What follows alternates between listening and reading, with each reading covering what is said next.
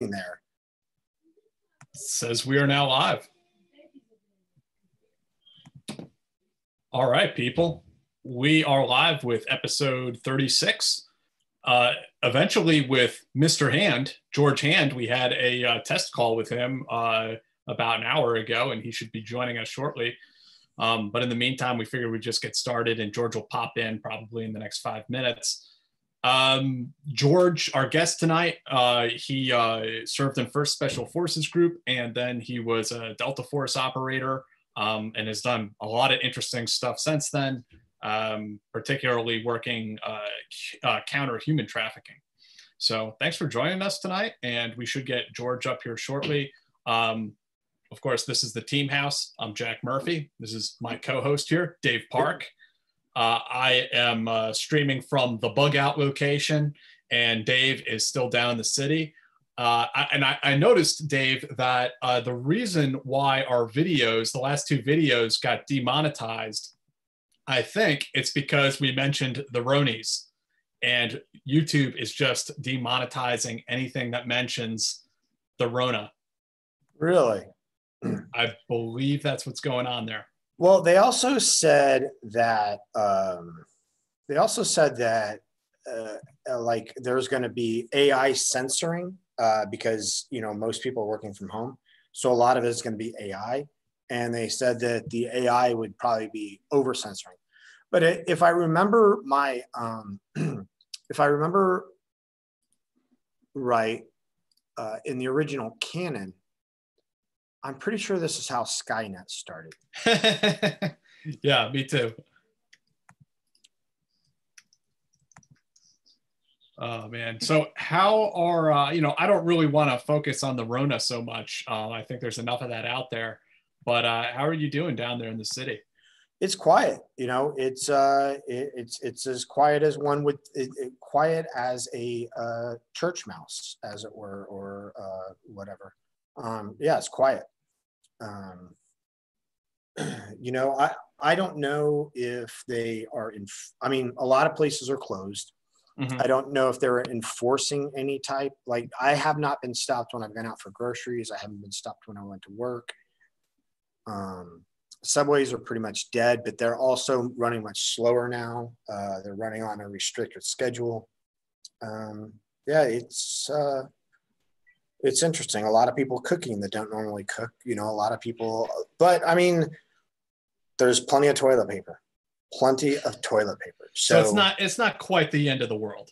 Not yet. I mean, yeah.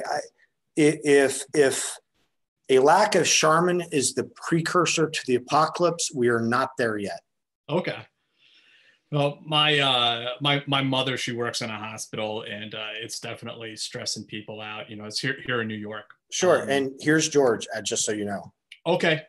Mr. Hand is connecting to his audio. So we will have George up in 2 seconds.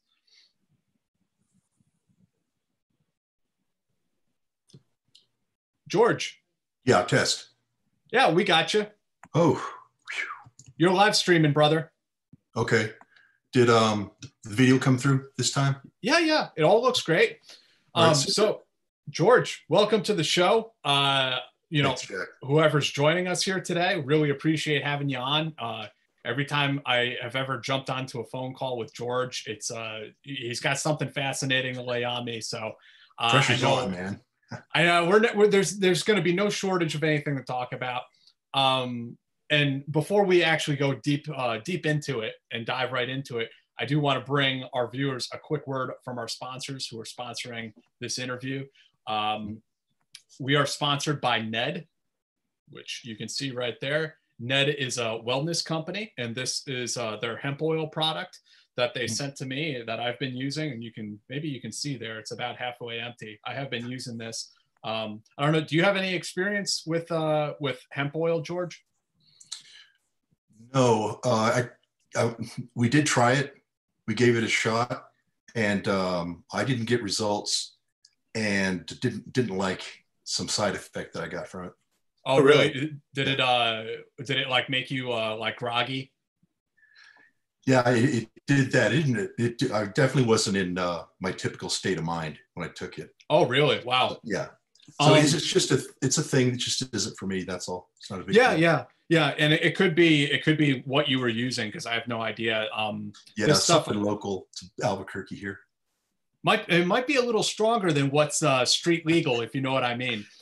This stuff that I'm showing here, Ned's hemp oil, it's 0.3% THC. So it's definitely not going to get you high. It's not going to give you that kind of feeling at all.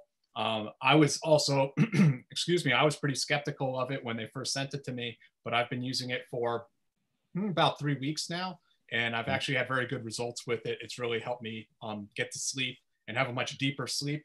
So when I wake up in the morning, I just have a lot more energy than I normally do. Because I'm that type of person, probably like you, George, like very like overactive mind, like thinking, not that I'm necessarily smart, but I think a lot.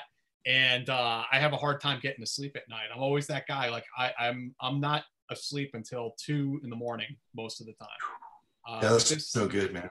Yeah, with this, especially, you got to wake up in the morning. You got to go to work. That's a nasty cycle to be on. But since I've been using this, it's actually really helped me get into like a more, responsible and comfortable cycle of, sleep. So I've had very good results with it so far.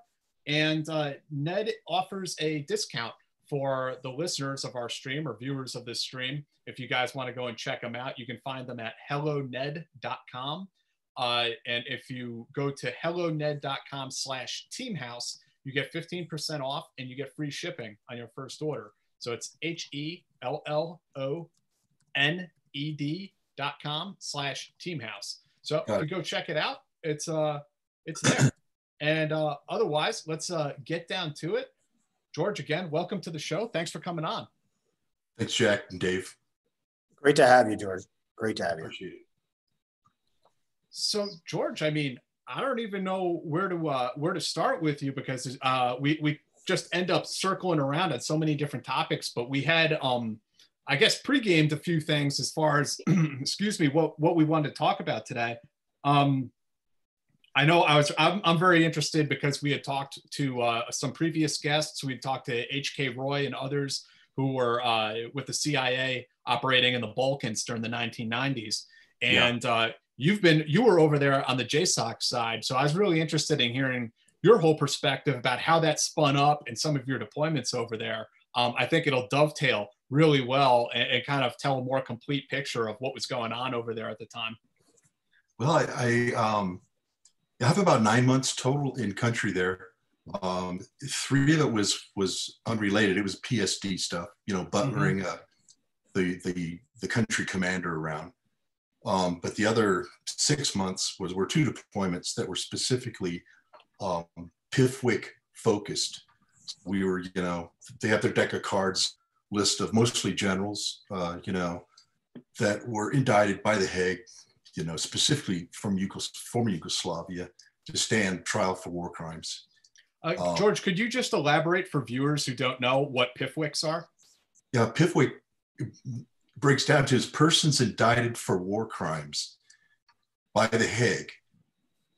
The trials and the tribunals that went on in the Hague were responsible for coming up with the essential list of persons, by priority, of which, Slobodan Milosevic was there, but the guy on the top was Radovan Karadzic, the big hair. And it took years and years to get that guy, but yeah, we finally did get him. I was not on the actual capture, but we went after some other, fellows further down the list, and I was involved with 3 roundups of generals or ex-generals, whatever you want to call them. But we worked in safe houses in town. We had direct ties with the agency, who were also in their safe houses in towns. And the bread and butter for the agency, which was really essential in getting these capture missions done, is that they were running assets on the ground.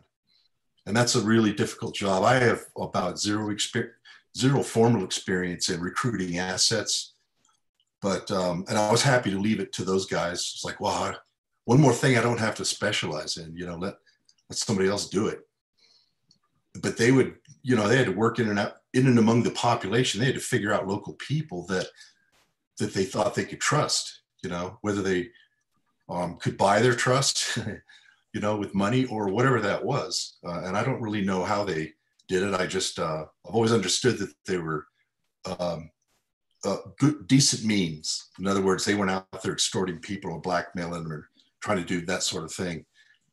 So they were coming up with assets, and then those assets were giving him some, essential elements of information, of intel. And, once we all come to an accord that there was enough actionable intelligence to actually go, pick this person up, then they would launch a force from JSOC, the Delta Force, would launch a team of guys over, in just a matter of hours. And they'd hit the ground. We'd formulate a quick plan, or we'd turn over the plan that we had put together being there on the ground. Just like, here's a basis for you guys to come up with the plan that you want to execute. And it was a long, pretty painful process. We did a lot of reconnaissance. Every day was was at least a 5 to 6 hour drive, just to get to a city and just drive down one street and get one chance to look at one thing, and then come back and vet it. So there was a lot of that. And the missions were good. Like I said, we collected about 3 that were wanted by the Hague, and are actually in prison there as well. But that's about the one over the world, how we operated, So you guys were operating out of safe houses with at least working in tandem with the agency guys. Actual operators who did the assault, they were holed up in a hangar, weren't they? Yeah, and it was you know what a clamshell is. You guys know what a clamshell is? Hangar, Semi rigid shell that opens up like a clam. TF-160 birds would be in those shelters, and we would rouse a group from back at Bragg. They'd hit the ground, and everybody would operate in and around that hangar, that clamshell.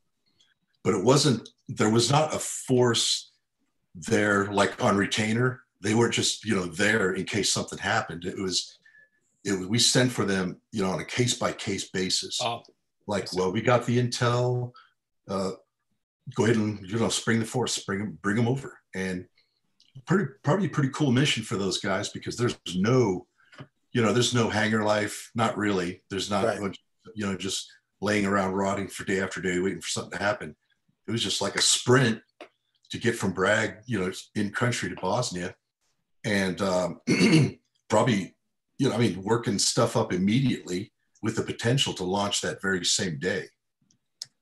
Were there some pretty frustrating experiences though, when, where you spun up the boys from Bragg and they all show up, and then, the intel doesn't pan out, or your recon shows something different? It's like, we got to call it all off.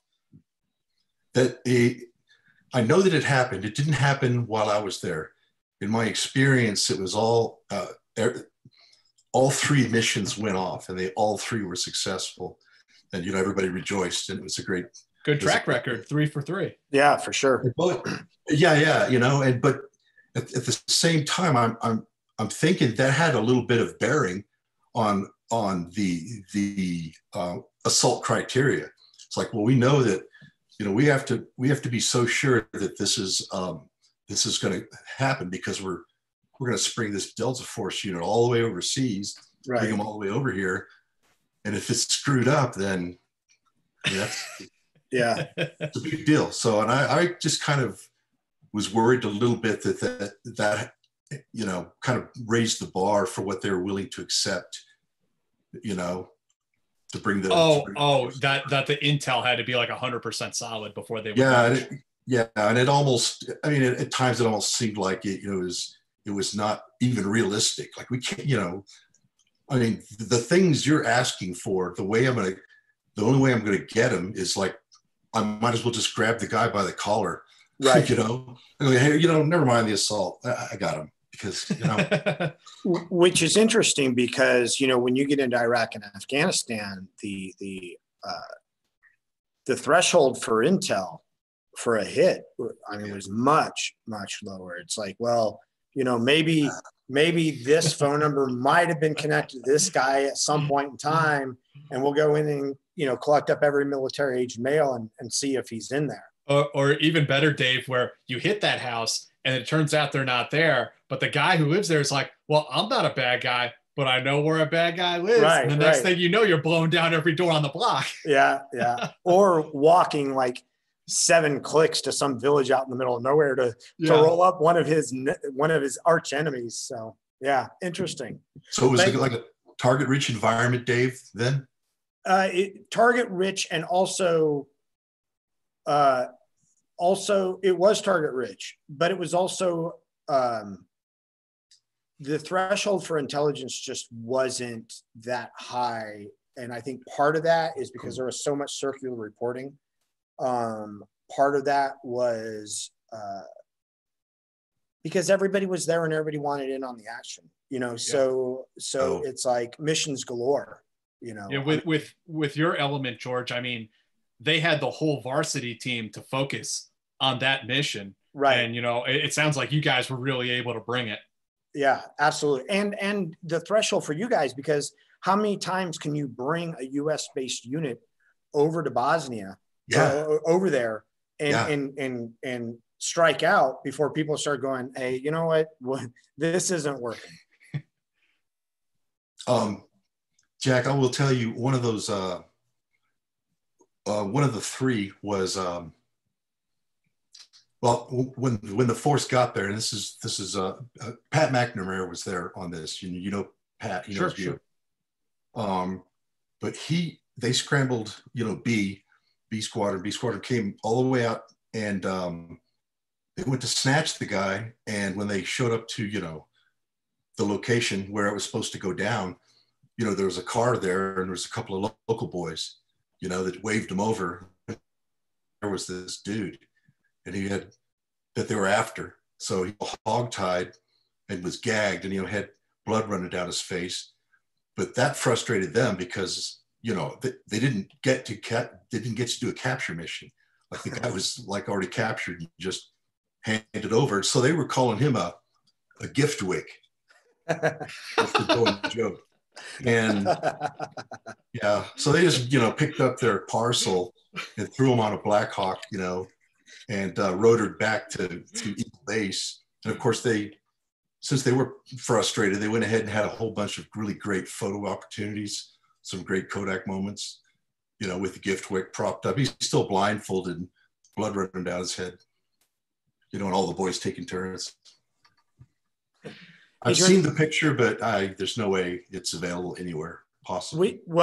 Thankfully, that was before Instagram.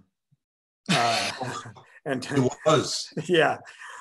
We have a couple of questions that are kind of pertaining to this. First off, well, David, thank you for the donation. I'm going to get to your question in just a moment. Jim, thank you. And DJ, thank you. Peter Blaber, in his book, talked about a snatch in Bosnia where it was considered using a dude in a Bigfoot suit. Anything on that story? Yeah, I was not there for that, but I'm aware of the story, and Pete and I are actually good friends. And yeah, there is truth to that. I mean, it was just one of those things that it was so bizarre that it should work, you know? It's just so crazy it has to work. Yeah. And I mean, that was after my time. Like, I had already been out of Bosnia, and then Pete went in and the guys went, but it just made me think, it wonders, like, what the locals superstition is towards a thing like that, like a Bigfoot creature. And, you know, it would have been interesting to find out, make some pretty interesting conversations while in country. But I imagine theirs is just about like anybody else's on the planet. It's like nobody wants the big hairy creature creeping outside in the snow, you know. So I gotta wonder, like, who pitched that con op to what officer? Like, so you see, sir, we're going to have a guy dressed up like Bigfoot and. I would say, because I know that this was the case in some other missions, is that it happened so short string, they didn't really have time to brief it up to too many people. And in fact, the words of one of the better missions that happened there, Sergeant Major Rick Hall was in charge of it, you know, and it was a big deal back at Bragg. And of course, when I got to Bosnia, I was like, you know, I was patting him on the back, like, man, that's fantastic. It's really wonderful, that mission you executed. He goes, well, you know, honestly, we just didn't really have the mission long enough to fuck it up. You know what, Jack, I know you guys know what I mean. It's like you get the plan and the plan's good today. Then you start messing with it. Pretty soon you got a plan that you've been working on for a week and it's like ridiculous, you know. Every good idea fairy in the world comes in and gives their input. Oh yeah, man. You got to be the smartest one in the room, you know. Yeah. What's interesting? I'm sorry. Go ahead. You go in and embarrass it. You know, I promise you, it'll work. What's interesting to me though, is that this mission is on a short hook, but somehow getting a Bigfoot costume is not outside the logistical concerns, which makes me wonder if somebody is just tooling around the country or on deployments with a Bigfoot costume.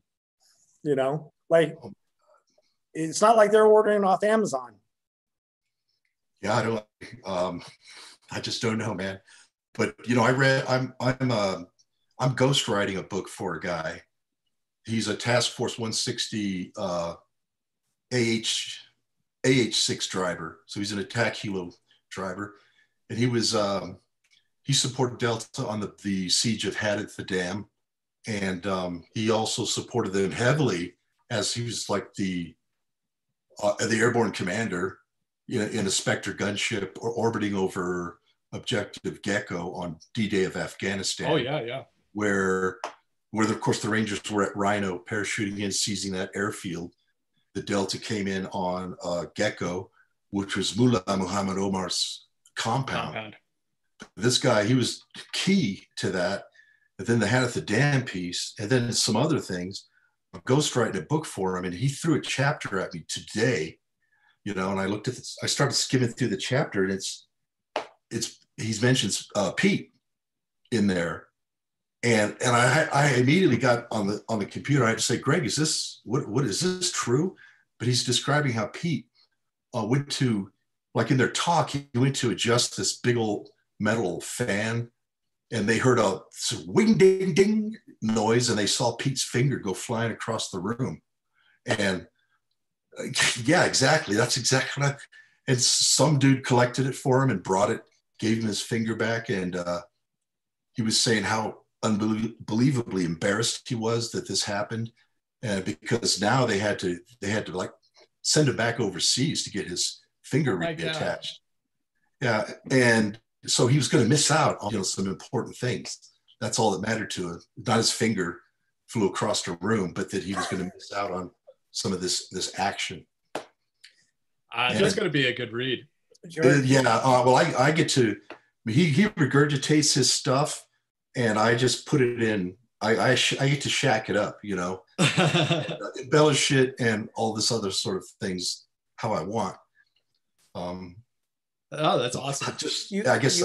I brought that up because it's a coincidence. You mentioned superstition, like using sort of local superstition. Is that something that you had seen before? Is that something that people you knew or had been part of? Is that something that had been exploited in other places and other areas that you knew of? This is as close as I can get to that, Dave. So me and my partner, this female, we drove X number of hours. We took about 3 hours to a particular city named Vlasenica. It was over the ZOS, over the zone of separation. So it was effectively in the Republic of Srpska, you know, bad guy territory. So we were there to collect a piece of information and to look for a person, just basically do our one drive through that city. And we did not know, because we're a little bit out of touch with environmental news, because it had meant nothing to us. All that mattered was like this mission. But there was a solar eclipse that day, and we didn't know that. And so we just were driving along and noticed it was starting to get weirdly dark. And I made a IMAR-SAT call back to, our base, and they said, yeah, you're right in the middle of this, partial eclipse. We're like, oh, well, that's just interesting, but nothing more than that. Then as we got to the outskirts of the city and started driving, entering the city, there was not one single person to be seen anywhere. I saw a cat because it moved and caught my attention. I'm like, a cat. But there was nobody looking out windows. They weren't standing in yards. Nothing. No cars, nothing. And it's because of a really severe superstition that the Bosnians have regarding solar eclipses. They think to be out in it is going to cause them some kind of just, severe physical distress, which just end their life. Fascinating. Yeah, no, that's wild. And I mean, to not have a clue about any of that made for a really bizarre. Yes. Yeah. It's like New York during the coronavirus. Oh yeah. You said it, George. Oh, you said it, Dave. God damn. Oh, I'm sorry. I just demonetized us, didn't I? You're gonna get us banned. It's okay. Well, George, that's actually a good segue, because I'm interested in hearing a little bit more about your part of those deployments over there to the Balkans, hunting down PIFWICs. I mean, what were you doing?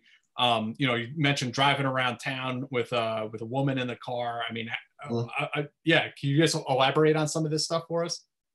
Yeah, I had my other 50% of my team was a female, a unit female. And her whole job was to knock down my profile. That was mainly the job. So instead of just, one militant looking guy driving around all the time in a car, it's like, well, that guy's, he's nothing. He's innocuous. He's got his wife in the car with him. You don't need to worry about him. He's not a threat if he's got his girlfriend there. And then on top of that, of course, she has all the potential in the world to collect intel as well, to see things, to notice things, take notes, even more so than me, because I'm actually driving. And in Bosnia, females don't drive. Particularly, if there's a couple in a car, the female will not be seen driving a car. And I'm sure that after this many years, the somewhat liberated females are probably slowly getting behind the wheel, and learning how to drive. But in those days, that just wasn't seen. So, and unfortunately, that meant we couldn't trade off driving, all day long. I had to stay behind the wheel. But she could do communications, shots, and plenty of other things. And that is how we did our recons. And of course, we were easily able to get into restaurants and other establishments and sit there for a couple of hours, hoping to see a certain person or something of that nature. So that's how I did my operations when the operations were going on. And when things were slow, since I had the language ability, they kept me busy as hell doing just administrative things like going out and finding new safe houses. That was a big thing for me. I just drive it along until I saw a sign, that says for rent, and just knock on the door and just talk to the locals and figure out everything, like how much, is the utility, is it connected to the city sewer, or is it on a septic tank, the power, the water, what works, what doesn't work, and negotiate a price. So how did you come to speak Serbo-Croat? Well, I checked out a 2-volume language set from the unit 3 months prior to going, and it came with cassette tapes, old school cassette tapes. So I had 3-month head start, and I would listen to these tapes at night, for several hours. And by the time I got there, I had a good enough basis under me that I could continue to learn the language by interfacing with the people without books now. So, and yeah, I mean, after that many months, I got back to Bragg, and I was real curious how I could do. So I went and set up a D-Lab test, Defense Language Institute test, and tested out of it with a good score, enough to get payment. That's amazing. Oh, that's Sustainment pay, yeah. George, you're one of those few people I know that's able to do that. That's just self-taught, you know, able to learn languages like that. That after so little time, you were able to test out. So like people who don't know what George is talking about, the D-Lab is just a test that they give to people in the military to see if they are fluent in the language or not. Like what proficiency are they able to speak this language?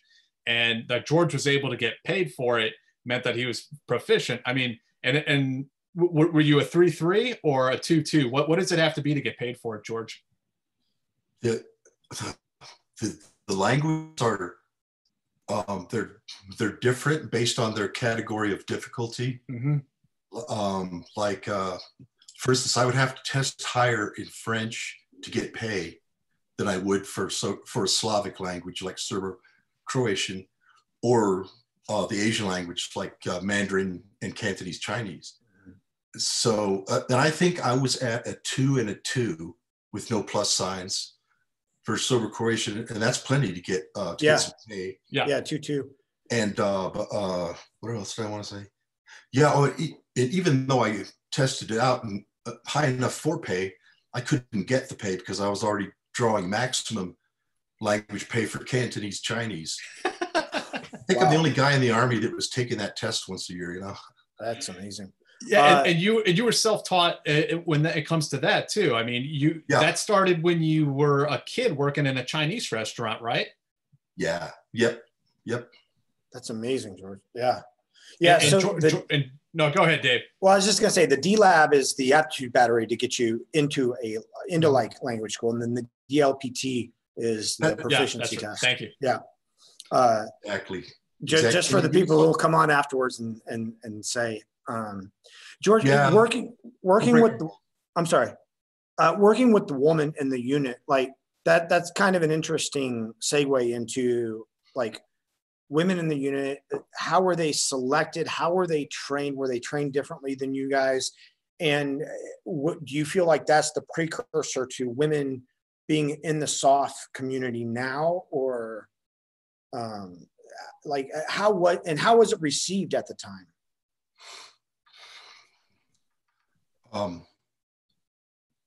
Well, I wish everyone had read Jack's article on that subject there. I'll put a link down in the description for people later. Yeah, because that would really help. You know, that really helps back from the blue light days and how it carried over. And of course, you know, my relevance with the unit's not good at all, having been out away from them for like 16 years. But, and so meaning that I don't know how they are doing business now or what it's like with them. Have they taken up a bigger role, a more, you know, that's more or less more equal to like the guys that are assaulting, or has that diminished into something much more administrative? I just don't know. Yeah, I don't either. At the time, I mean, while I was there, Dave, you could have just separated the assaulters into two groups, man. And one group is the non-believers, right? Yeah. And the other group is the believers, and that's it. And some just absolutely refuse to work with them. You know, I mean, the women could come knocking at the door and say, "I'm being assigned to your squadron for this mission coming up," and the senior guy would look at her, shake her head. I've seen this happen. He just says, "Hey, you know, I'm sorry," and shake his head. I'm not a believer. And she go, "Well, I appreciate that. Thanks. Go home." But they're not going to be forced. You know, back then they weren't going to be forced to accept the assistance of the women if they didn't believe in the product. So, were these women in-house? Were they a part of the unit some other way, or were they coming from someplace else? It's everything. Okay. Even assaulters is the same way. I mean, some of two really good assaulters in my unit came from our signal squadron. You know, radio operators, that sort. They went through selection just like all the other candidates, and had absolutely zero advantage. There's no such thing as an advantage in selection, you know, and they made it. And so, but yeah, the women came from all over. I actually got to participate in a portion of their selection. It was an urban exercise in one of the cities in America.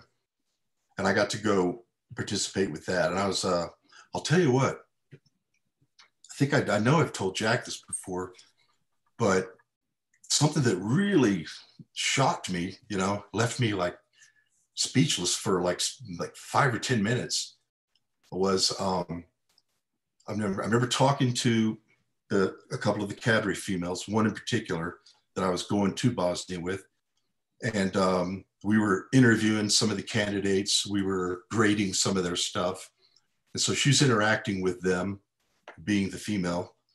And when I had a chance, I asked her, I said, you know, if I didn't know better, I would think you didn't want any of these girls to pass, you know, because, and I compare that to being in West Virginia as a cadre, you know, running the course there. And the guys are like constantly there for like everybody there. They're like, yeah. They latch on to certain candidates and say, hey, did you see my boy today? Did you see his time?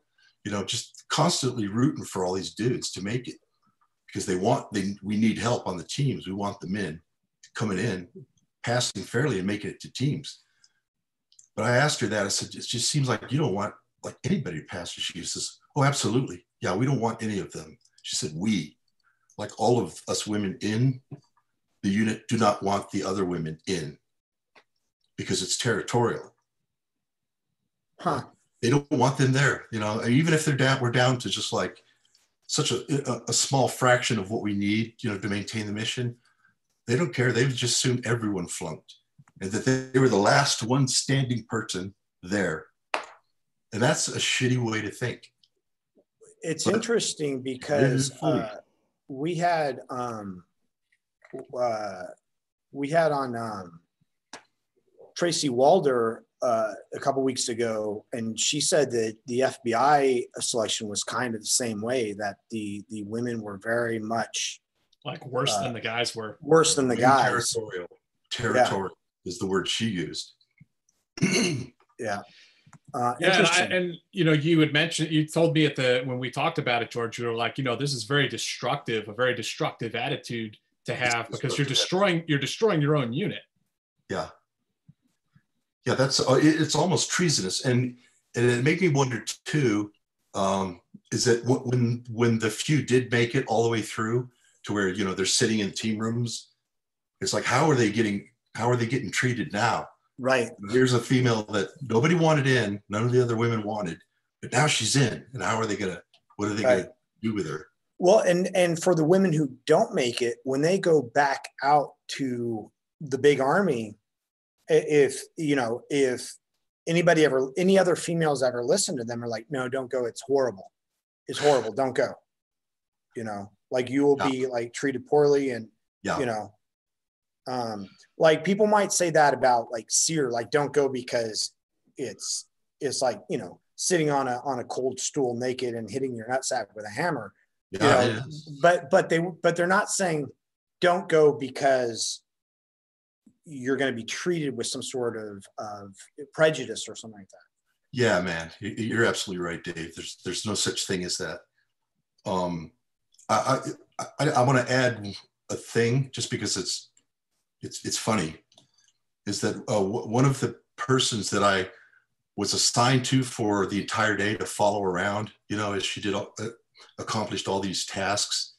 Well, I mean, ideally they didn't want the candidate to know that they were being followed, but in certain circumstances you had to compromise that, and it's for safety, for example, because they sent him through some pretty rough neighborhoods in Washington, D.C., and had them loiter, like sit outside and like do a sketch of a church. You know, that's going to take a while. Sure. And now, so here they are by themselves, this female in this neighborhood. And yeah, I mean, the command says, okay, you know, choke up a little bit, get close. Or okay, just go sit right next to her. And, you know, to demonstrate to the people that are showing interest in her that she's not alone. Yeah. You know, so I just sit there. And then know the deal. But so anyway, so I followed this person around. I got in an elevator with her. I had to. So so she knew I was there, and she recognized me, and I still did my standoff. But it was just like, it was a joke by that time. Yeah. And the last thing I did was follow her to the airport so she could fly away, and she saw me at the airport. Okay. And she flew away, and she didn't make it. Okay. And years later, about 2-ish years later, I was traveling again by myself, and it was the Charleston hub. Jack's already grinning, but I was moving through the airport, and ahead of me was the same person. It was just dumb luck. Now she's traveling somewhere, and I'm traveling somewhere, and we ran into each other at this airport. But the way she saw me was she turned around and saw me behind her. And that look on her face was so horrified. She thought, this guy's been following her 2 years. Yeah. And it occurred to me that too, once I saw her face. I'm like, oh my God, she thinks, and I wanted to say something, but it just wasn't convenient. So I let her think that. She probably thinks I'm still following her after 30 years. She probably sees you everywhere. She just like constant head whipping back. You had shared with me once before, because, when you were a recce guy, presumably you were with the recce troop when you were doing these operations in the Balkans, doing this route reconnaissance and target reconnaissance and all that. You had shared some other funny stories with me about doing live recce missions out in the wild and coming across unit members in the airport. And you guys recognize each other, but you kind of have to be like, I don't know who those guys are. Yeah, it is like that. And again, it's specifically, it's in the Charleston hub, because all the guys coming and going out of Fayetteville, that's like their first and their next to their last stop. Yeah, and we are constantly running into each other around the world, mostly in airports, but we don't know what each other's doing. So it's just kind of a silly game. Like we sit several rows apart and just kind of look at each other out of the corners of our eyes. And walk by each other, certainty of the time, trying to gauge whether it's okay to say, hey, Dave, how you doing? Jack, how you doing? Because I did approach a guy once that he was traveling with a different name. He was undercover, and I came up right up to him. Hey, boy, the guy's his face sunk. Yeah. That whole I've experienced that too. Walking up to somebody and they give you the kind of the slow shake, and you're like, and so you walk towards and you just kind of turn and start walking the other direction because it's like, okay. Yeah. The thing that one of the name that I used in the Balkans is a very good friend of mine still. And we were both on the Green Beret A team, dive team together. And his full name, I used his name, you know what I mean? And I was in the Balkans, and I ran into a guy in civilian clothes who was good friends with me when we were in the Green Berets together. And he was also good friends with the guy. The guy is even better friends with this dude whose name I was using. And he comes up to me and goes, George. And he looked at the name, and I think he thought he was going crazy but if he looked down and saw John Smith, he would have went, excuse me, but he saw a completely different person who he also knew. I think he thought he was going nuts. We have a question from David Maynard, and thanks, David. And now the three of us probably don't know exactly what he's talking about, but he says, let's start with his dislike of certain orange groups. But whether whatever that's about, are there certain SMUs that you don't particularly care for? He wants to know why George doesn't like TFO. I don't even know if that's true or not, but. I don't like anything that we ever did together, me and TFO. It was unbelievable how poor their performance was. I don't even know what to say about them. The missions they compromised, it was just incredible. This incredible sloppy work. I mean, all the way down from something as petty as, you know, one of those guys borrowing one of my lock picks and destroying it, you know, by, I mean, he had the thing jammed in the lock. He was twisting it so hard that he actually corkscrewed it and bent it. And anybody that has even a little bit of lock picking experience knows that those are the light touch instruments. Mm-hmm. Like you don't really put any pressure on that. Yeah, you're not the rake or not but the tension bar. Basically, you just kind of cranked it. Yeah, you just put your fingers on it. No, he used my pick. He didn't even use a tension bar. So he was trying to rake, you know, rake across the pins, and he was using the pick to turn as well. That's how.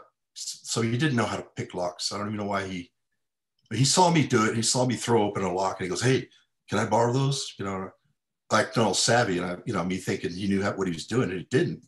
So he just. So that compromised a remote video surveillance camera that was watching a bridge entrance, you know, to pick up license plates of all the cars that turned down the bridge, right?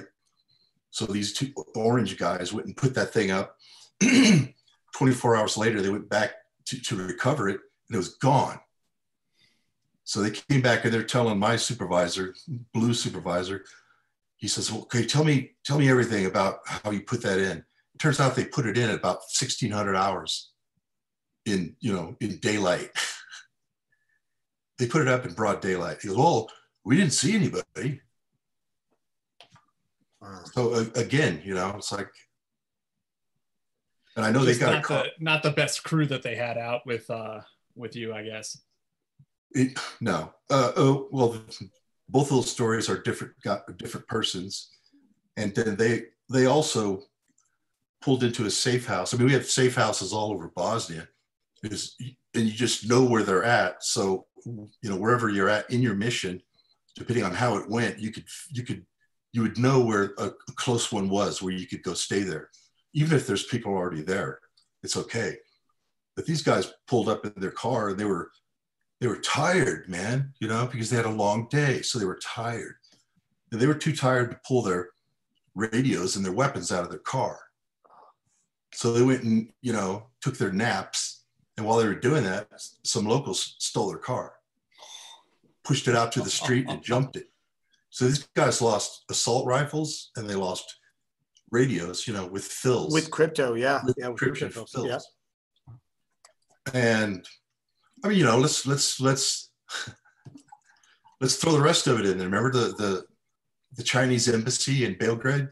Yes, that got hit by bombs by accident. Guess who was lazed in that? Not you. Not me, brother. I would love to laze it today, but yeah, back then it was a TFO guy that was lazed in the wrong building. There's allegations that it was done intentionally. I don't know what your thoughts are on it. Well, my thoughts are I would love to do that intentionally today still, but no, I have no educated remarks one way or the other about that, whether it was intentional or not. So thank you, Christopher. Ian asked which units the females came from, but I think that we kind of addressed that. That they were the troop that the unit has for that purpose.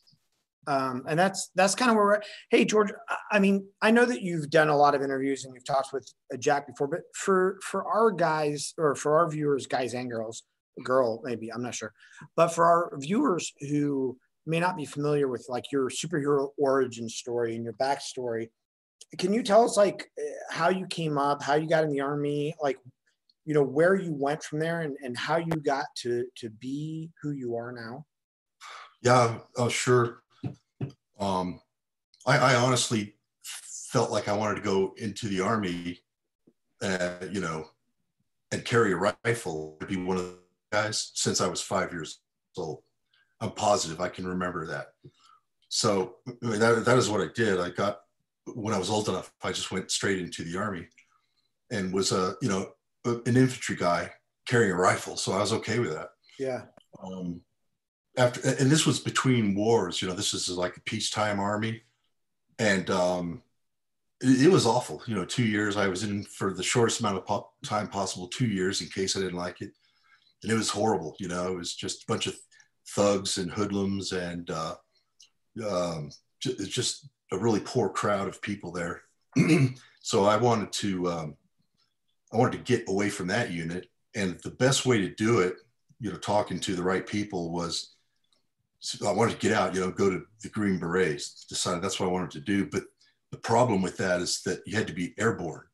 And I have, to this day, a tremendous fear of heights, man. Wicked fear of heights. It's almost unreasonable. You know, you'd be ashamed to see it. But the way I describe it is, after 2 years in that infantry unit, I was ready to jump without a parachute. Didn't matter. And I just had to get out. So I did get out. I went to airborne school. I went to the Green Berets, and it was okay. Wasn't all that, but I learned that the cream of the crop on the teams was the dive guys. You know, you had your Halo guys. They were kind of lazy, but the dive guys were working. I feel attacked. but the dive guys were working hard all the time, man. And so I did that. I got on a dive team, and even after all that, when it came right down to, you know, going to war, I said I did not want to go to war with that team I was on. I thought we were just not nearly as good as we were touting to be. I mean, even on an official level, where our team warrant officers telling the company commander that we could walk, you know, 40 miles a day with 80-pound packs, and that we could. And I said, when have we ever, Chief? When have we ever done any of the shit you're telling? And that really started to bug me a lot. And I think I got hypercritical, but I decided I needed to get the hell out of the Green Berets. And my whole career in Green Berets, guys would tell me, you need to go Delta. Why are you rucking? We're not rucking today. You need to go to Delta. And the clear matter of fact in my head was that I could not make it, is why I didn't go, simply because I couldn't make that. So it's just a matter of time. And I was in Key West. I was an instructor there at Key West in dive school, teaching diving, and I had a really dangerous relationship with the company commander there. You know, dangerous. He was talking like jail and this and that. And I said, well, okay, the only way out of here, because, you know, we were at war. There's no way to get out of a force multiplying unit except Delta. Delta's the exception to everything. You know, none of the rules apply to Delta. I said, the only way I can get away from this guy and get out of here is selection. And ironically, that company commander was from Delta. He was a Delta captain. He got the boot for really poor performance. Well, why do you want to throw you in the clink, George? We were insubordination, because we were the cadre was not happy. They were upset, man. The guy was destructive. No one wanted to be there anymore. And that's all we did all day long is just talk about, you know, the boss this, the old man that, we should this and we should that. I said, let's do it, man. You know, let's go to his office. Let's you know, at 16:30, let's meet at his office. Let's go in there and let's tell him why we're unhappy. Come 16:30, there's nobody there but me.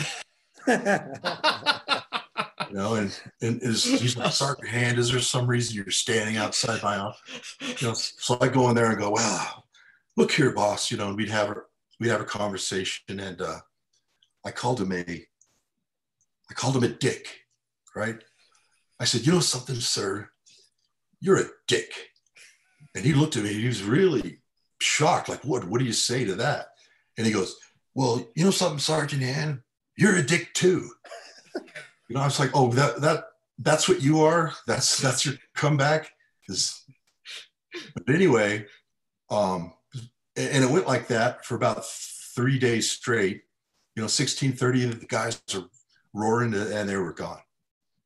So at the end of the 3 days, you know, we shook hands, but I knew that, this guy had it out for me.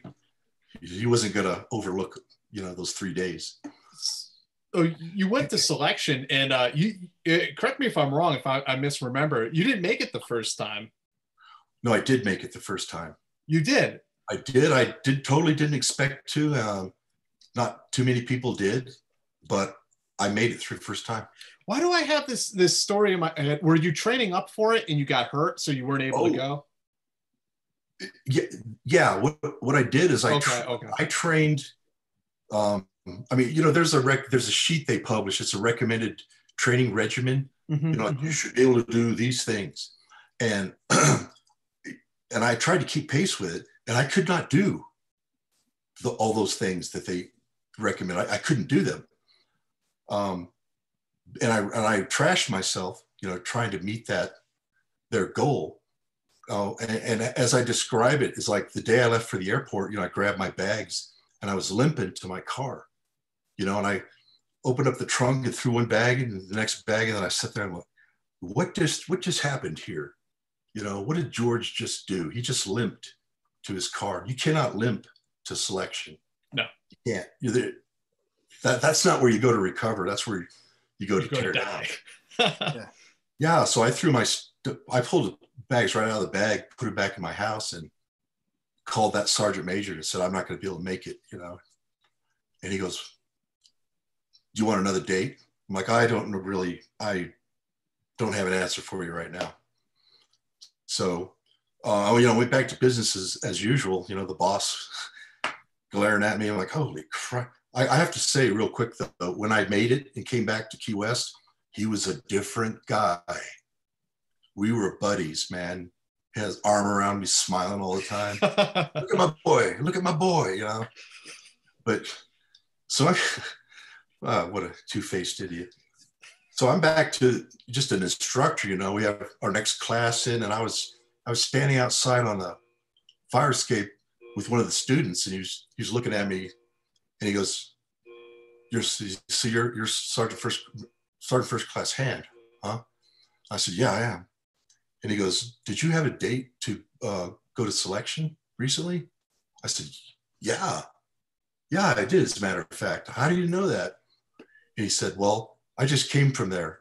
This last class, I didn't make it, but I had a bunk, and the top bunk was empty, but it had a name on it. It says Sergeant First Class George Edward Hand the Fourth. And I when he told me that, I was just like kind of crushed. Yeah. That, it should have happened. Like, my name was there. My name was on that freaking bunk, and I was not there. So, man, I like that same day, man, I was like strapping the bag back on and headed to climb the stairs 10 times. And but then when you were able to go to selection, like you mentioned, I mean, you went right through. Everything was kosher. Yeah. I mean, everybody has their days. I had a day that I didn't. There was no way that I could have recovered physically well enough to to continue the next day. It was just too much pain. It was a god awful pain, and somehow, man, I woke up that next morning and felt like I could continue, and I did continue. And I remember at one checkpoint there was a medic there at a rendezvous point. There was a medic there, and they tell you, oh, you can get some water, and there's a medic there if you think you need medical treatment. And I went ahead and went over to the medic because I wanted it in the record that I saw a medic before I quit. that I kept trying. I didn't just like, oh, I got pain and I quit. No, I wanted them to see that I first went to try to get medical aid so that I could keep going. So I went and saw the guy, and he gave me Indocin. He gave me some Indocin because I still have 2 of the Indocin. They're like 20 years old, and they're in this pill bottle as a souvenir. I'm pretty sure the shelf life is shot, but I've still got them. And I took the Indocin, and I was able to continue. And I just kept on. That's amazing. Was Indocin at the time? Is that like a was that like Motrin? It was vitamin M basically? It was something. Yeah, it was an NSAID. I think it was in the NSAID class. Okay. Yeah, and I had zero faith in it, but I don't know if it helped me or not. But I'm going to have to say it did. What year was this, George? This was in 18. Yeah, it was in 89 is what it was. And after like that, the self-doubt leading up to it, I mean, for a while, right? Not thinking you can make it, and then the challenge and putting off the class, and then in the course, in the selection, like feeling like you were going to quit, but wanted the justification. When you found out you were selected, what was that like for you?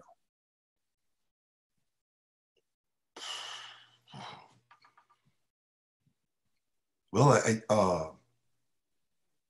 the end of the long walk, yeah, I mean, it was dark. I mean, it took me like 18 and a half hours to walk that walk.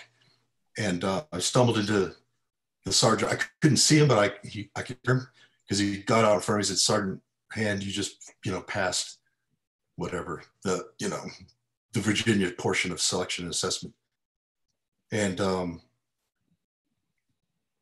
by gosh, Dave, I just don't know. Otherwise, I would have answered by now. I don't really, I wasn't like jumping up and down saying, I'm the man. I wasn't feeling superior. I was just feeling like, like I had a good day. Yeah. I accomplished everything I set out to do today, and I did it well, and there were no failures.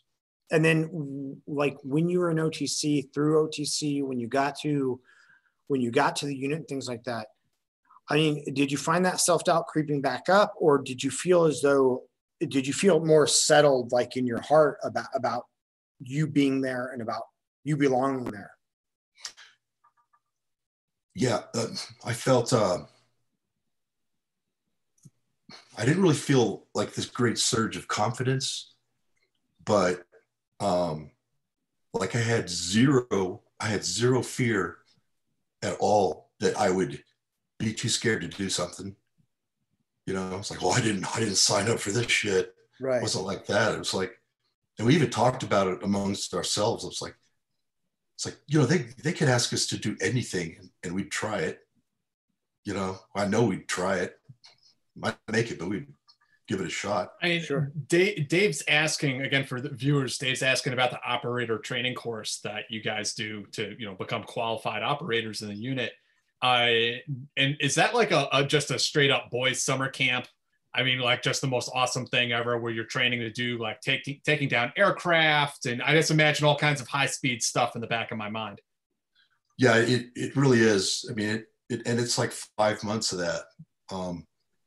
It's the real McCoy. You know what I mean? It's not, there's no half stepping through it. Like, well, we're going to simulate that. We're going to simulate that this box is a really it's not like that. Like when it came time to do NBC, some NBC training, we didn't just like take out the alcohol pads and like wipe for 1 minute the back of our freaking hand. I'm doing NBC training, then I'm discarding that one. No, they flew us to some place in Alabama, and we did training with live sarin GB nerve agent. What? Yeah, I shit you not, man. So, we're putting on the full mop, the full mop. Yeah, mop level 4. Yeah. Yeah, mop 4. And we went out there, and there's some dudes there with droppers.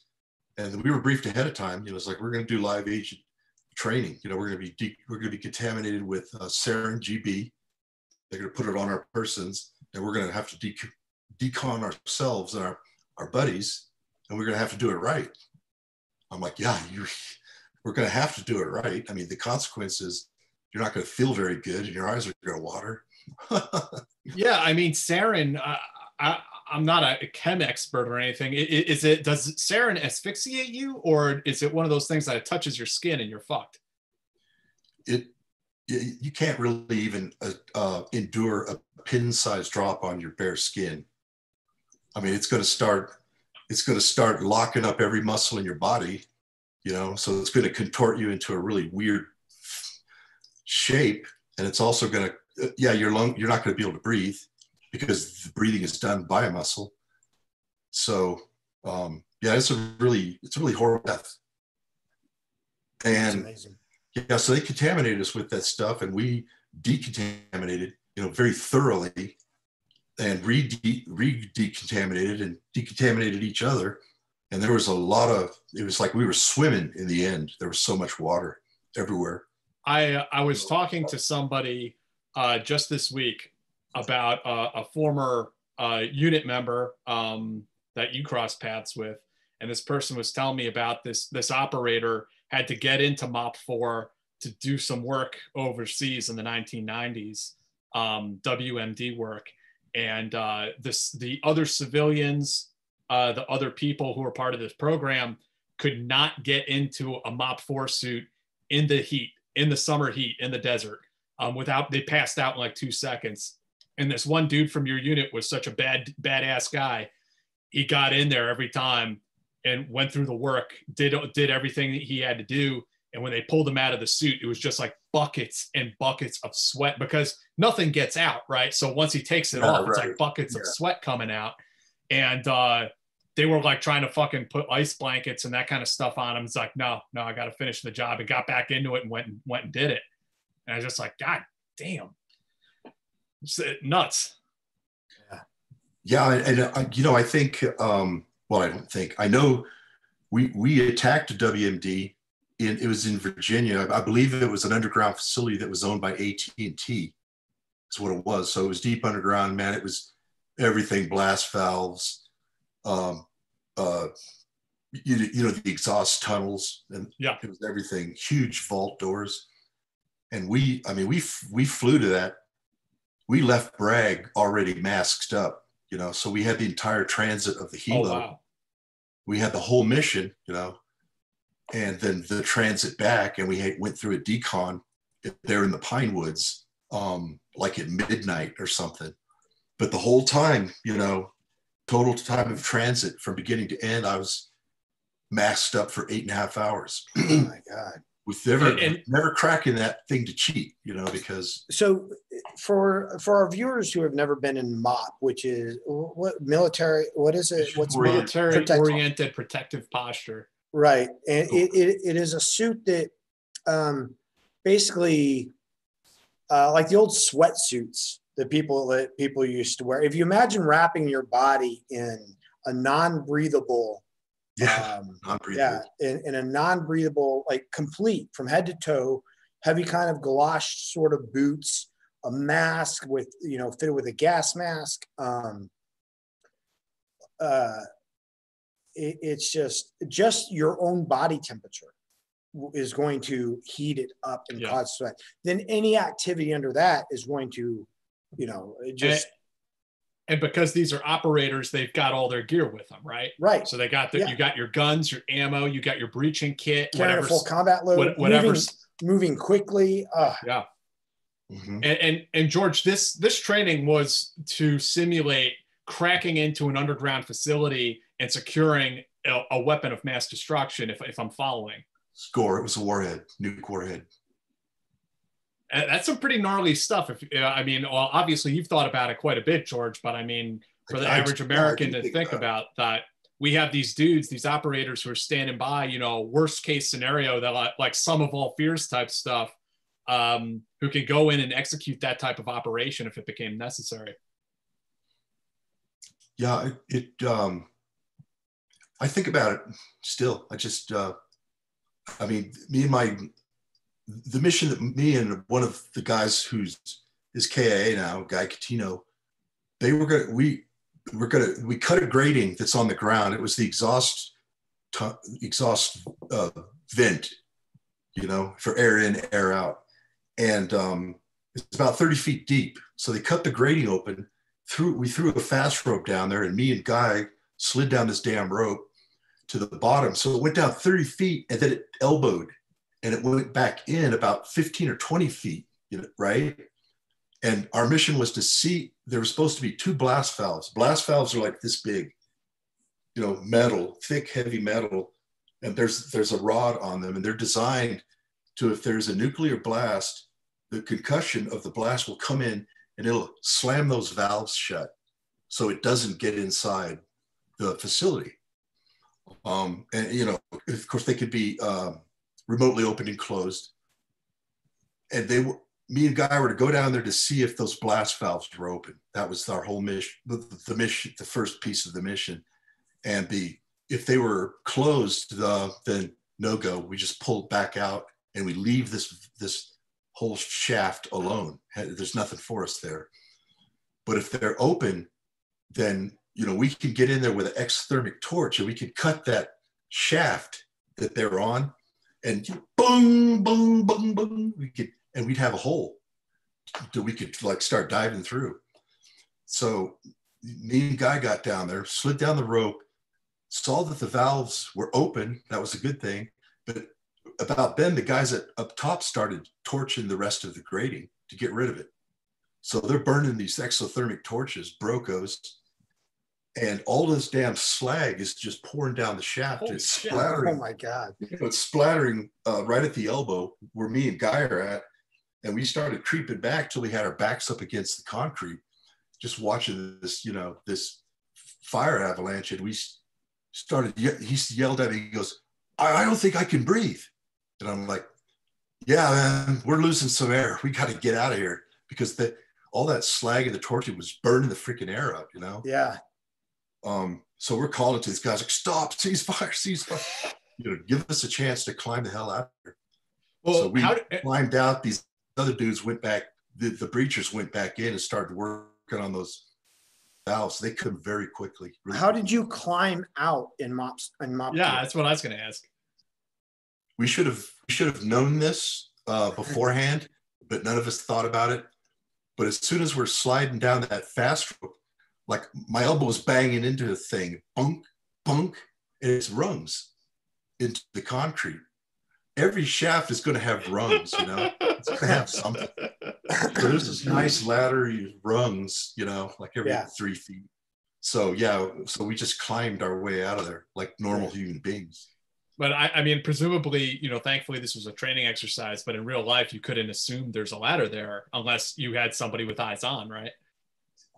Right. Unless there's eyes on, man, we got to bring everything that we are positive that they should have. We have to bring it. So, yeah, that was a great mission. I mean, we had 2 troop breachers on either side of this thing trying to get in the main vault doors, because once we threw those things open, we could like bring in Pensgowers and all of the big stuff. And Pensgowers are 6-wheeled vehicles. They're vehicles. So when he's talking about a Pensgower, they're talking about actually bringing vehicles into the bunker, I should know better, but I'm looking at Jack the whole time, and he's already knows all this stuff, so I keep forgetting. You're right on. That's why we're here. So how long were you in Delta, George? I was there for 10 years. Okay, so we thank you again, David. And we have a question that kind of from the time you went from the conventional army to SF, and then the 10 years that you were in Delta. David Maynard says, I've seen Larry Vickers' pics of early Colts with flashlights duct taped. What was the gear evolution like? And was there a point it felt like a sci-fi movie for you? We had decent lights on our Colts. They were manufactured, I want to say Surefire. I want to say it was good intentional gear that we had for our long guns and our secondaries, our pistols rather. It was a decent light. It looked like it was made, at a decent place, not a garage, that fits correctly and has a sensible switch. In my case, is a pressure switch on the pistol grip. If I wanted light, I just squeezed a little harder, and I had light. And on the M4s, well, they were Car 15s at the time, but same thing. most of the guys put a forward pistol grip, and that's where my gun light was on the forward pistol grip. And it also had a pressure switch on it. And I also tilted my forward pistol grip about just a little bit, because that is just not as natural as that. Right. So it was a really comfortable ergodynamic thing to pick up and shoot that I really appreciated. And, you know, being in recce, maybe we can talk a little bit about that for the people who don't know, but being in recce, like, were there things that you were exposed to, technology that you had, things like that, that surprised you and, you know, was like, oh my God, this is amazing or so cool? Or as you were there, it evolved, things like that? I have to correct something. I was not officially in a recce troop. Okay. I did the hell out of the recce mission, but I was never assigned to that troop. Okay. I actually avoided it. I avoided it just a little bit. Didn't want. Why was that, out of curiosity?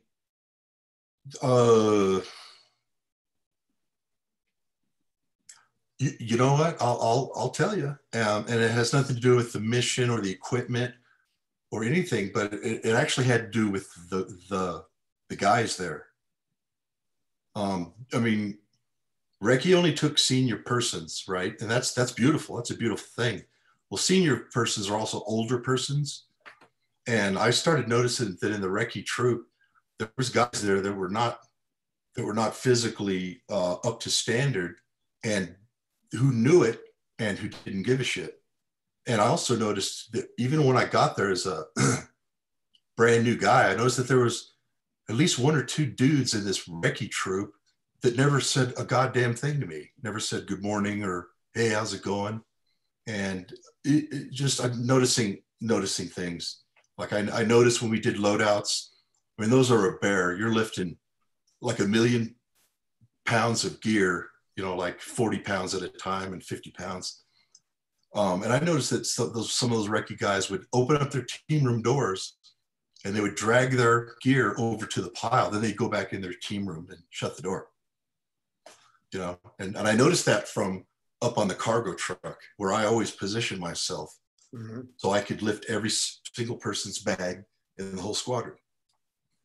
So, I mean, it was an attitude. It was a demeanor. It was an affect that came from those guys that I just wasn't quite ready for. And by the time I was done in squadron, I was never ready for it. So I went to Advon for my last 2 years. And what exactly is Advon for the people who don't know? An Advon is it's a unit that we deploy all over the world to spots where it is expected that the unit is going to have to deploy to. And the intent is to get there ahead of time or in advance. And that's what Advon stands for.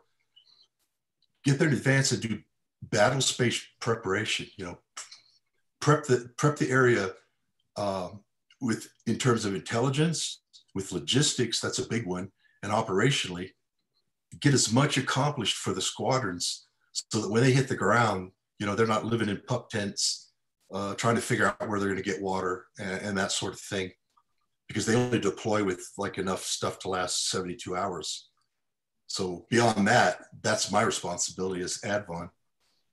And of course, Advon turned into this wicked recon and hunt for these pifwicks. So when you were hunting for the pifwicks, you were actually acting as Advon and not as recce. Oh yeah, I was there as Advon. Yeah. Fascinating. Yeah.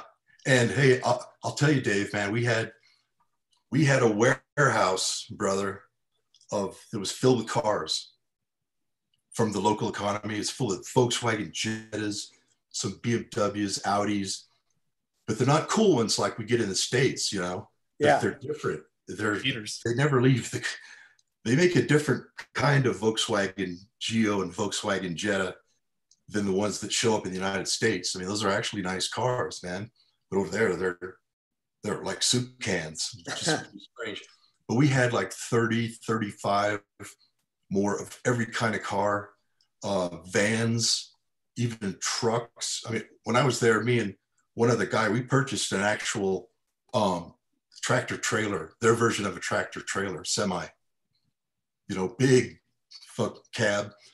And us two that bought it, we had CDLs back in the States. So the unit sent us to a CDL, you know, tractor trailer driving school is what it was, for 30 days in Charleston, with the express intent that we could drive tractor trailer rigs with our interests inside the trucks where nobody could see them. And I didn't like that idea at all. I don't want to be a long haul truck driver. And I looked out, the longest trip I had to make was to Vermont and back, and then a couple of shorter excursions in North Carolina. The Trojan horse. But we bought this truck, and the plan was like, well, every recon recce platform we have is this sedan. You know, it's always, we back the sedan up next to the apartment with cameras in it. So we wanted to break that profile up completely.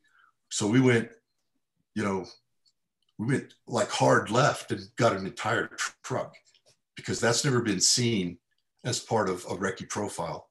Like, no one cares about all these millions of the huge transport cargo trucks parked around. They just don't care. Right. They're starting they start to get suspicious a little bit with the same looking, you know, Volkswagens.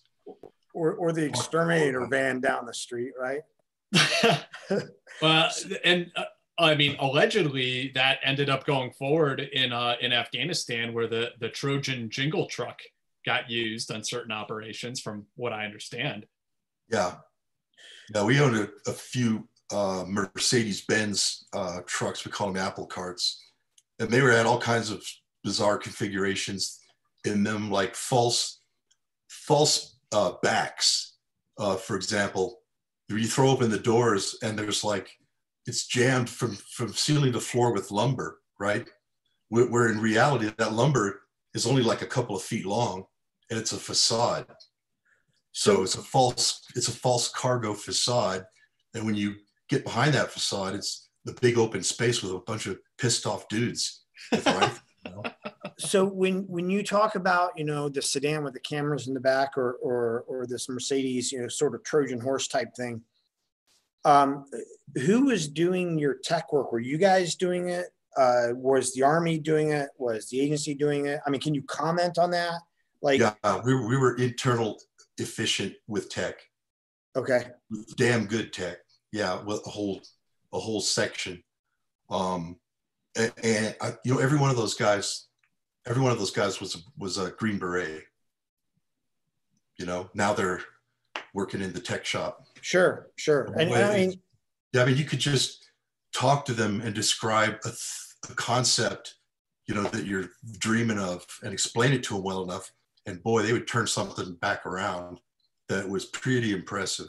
Yeah, impressive. Tech people are kind of unsung heroes in every field. Like that's really well said, Dave, because they really are. And I thought a bunch of times, it's like, man, you know, if I had to like suck down a magazine of AK rounds and I couldn't really assault anymore, I'd like to work in that tech section with those guys.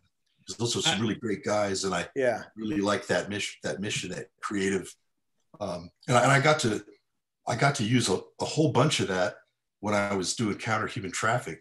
Is, you know, I'm thinking about what I need, and I got good support budget, and I built a lot of the things that I used, you know, to collect intelligence.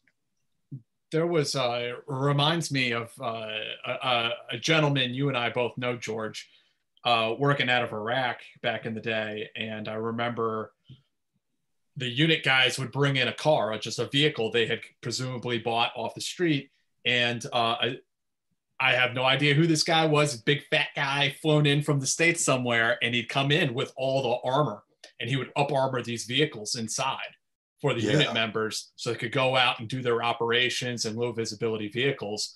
But it was just really impressive to see, you know, them bring this guy in from the States, and he could rig these things up, and they looked like normal cars. Yeah, it's amazing. So Mason, thank you for the donation. Mickey, thank you for the donation. Mickey says, no question, great show. And we have George to thanks for that. Yeah. And actually, Mason gave us a bigger donation. So let's try this again. Holy Tech crap. is hard. I recognize those names. Mason Flake. Yeah. And talk about techies. That guy. Yeah. We're tech really? buddies. Yeah. He's a That's network good. engineer genius, man. And he'll send on a weekend, he'll send me like 5 to 10 pages of just ramblings on a certain internet protocol, you know, like you're really good with that stuff too, George. I wanted to do that when I got out of the Army. Just didn't. I went to the school for it, got the qualification. I've always had a great interest in it. Haven't had the best aptitude in every case. And yeah, that's just something I have to admit, that it's like, oh, it doesn't matter how much I love that stuff. So my aptitude is not the best for it. Yeah. But that doesn't destroy me. I got guys like Mason Flake, you know, it's like, well, he'll explain it to me his way, you know, like router information protocol, RIP. He's explaining that one to me now. And it makes a difference, you know, to hear that guy explain it to me than what I'm reading off the internet and such. Sure. And some people just get it, you know, and that was, yeah. You know, that was my experience working with tech people, is that I might have like an idea, but I had no idea how to implement it. And you tell a person what your idea is, and it's like magic what they do, you know, and what they're capable of. Yeah, I've always been impressed. George, I wanted to also ask you about, you know, this was during the 1990s. So some operations got off the ground and some didn't. Some were in the planning stages, which presumably to this day, there's plenty of operations that never get off the ground for one reason or another. But one of the things I want to mention that I felt was really interesting when I've talked to people about it was the planning that went into Libya. Yeah. You know, at the time at Tarhuna, Gaddafi had a underground chemical weapons factory going. Yeah, you bet. And I was able to talk to one person who told me about the kind of, you know, the tactical ground plan they had put together for JSOC. But I know you were in the unit at that time, you know, part of, you know, the guys getting spun up for that. And I was wondering if you could talk about it from your perspective. Oh, let me see. You know, yeah, I do recall going into our upstairs classroom for a couple of days of planning on a target, you know, and the instructions were just get up there, you know, and get busy and get involved and get in this planning. And so, yeah, I mean, we started with just some, looks like some engineer drawings, not red line drawings or has-built rather. But yeah, it looked like a pretty complex target. And I read the name, and that was the name of it. And it occurred to me sometime during the first day that I didn't know where the hell it was. I go, well, where is this Tarhuna, you know? And they go, well, it's you know, it's in Libya. I'm like, holy crap.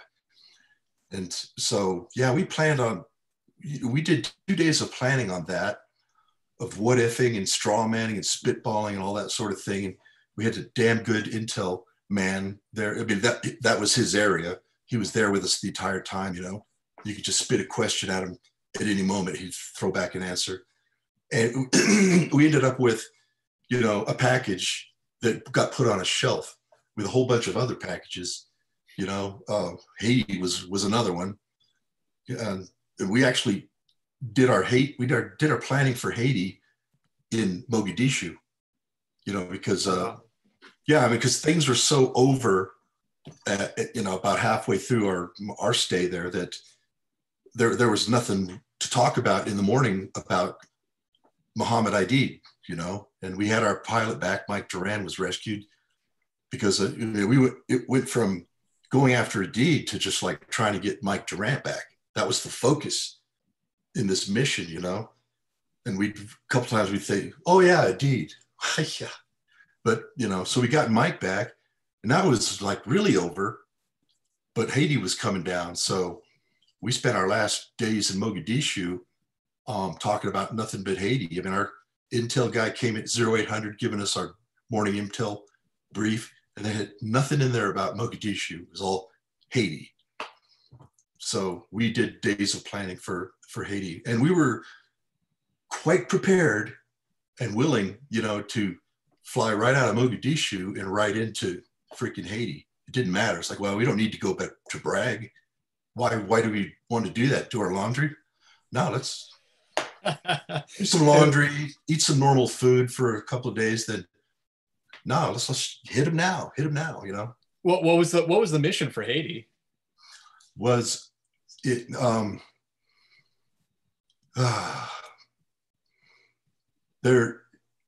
trying to get the names of those in power. Papa Doc, Aristide and Chevalier, or regardless, that civil unrest was going on, you know, between guess what, the corrupt, horrid guy in power of the country at the time, and the other people that are trying to overthrow him. So you got that civil unrest going, a possible civil war. The specific things that we were going after, my troop was a warehouse. Lo and behold, once again, it was a warehouse, but inside it were 2 combat fighting vehicles, armored combat fighting vehicles, the makeup of which was French. And our mission was we had to own those. You know, there were not a lot in there, you know, and they were controlled by the unfriendly side, such as America chose at the time. So we wanted to get those away from the unfriendlies, own them, use them if needed, and if all else failed, is to get rid of them, destroy them with thermite. So our plans were just selecting routes to try to get to this warehouse, and how to. I mean, we used buildings at Mogadishu Airport that looked quite a bit like the warehouse on the ground. We used those for rehearsals. Just did what we could, you know, did the most effective use of this downtime to try to prepare for the next big thing coming up. Was that in kind of an unusually active time for you guys, or had you been pretty active prior to the Mogadishu and then spinning up for Haiti and things like that? It was pretty par, Dave, par for the course. Yeah. You know, I mean, nobody was reeling in the saddle like, oh my God, we got too much going on, you know? Yeah. Well, and George, you were in Colombia before you popped over to Mogadishu, weren't you? I was in Colombia. After, okay. Yeah, like around the Mogadishu was 93. I was doing my stuff in Colombia like gosh darn it, the 94, 95, and then I think Bosnia was at 96. Okay. And on until so you were hopping and popping the whole time then, even though it was a peacetime military, basically. Yeah, man. Yeah. So I mean, I've got my greens, my dress greens look strange because I forget how many. I could run to the closet, but I'm not going to do that.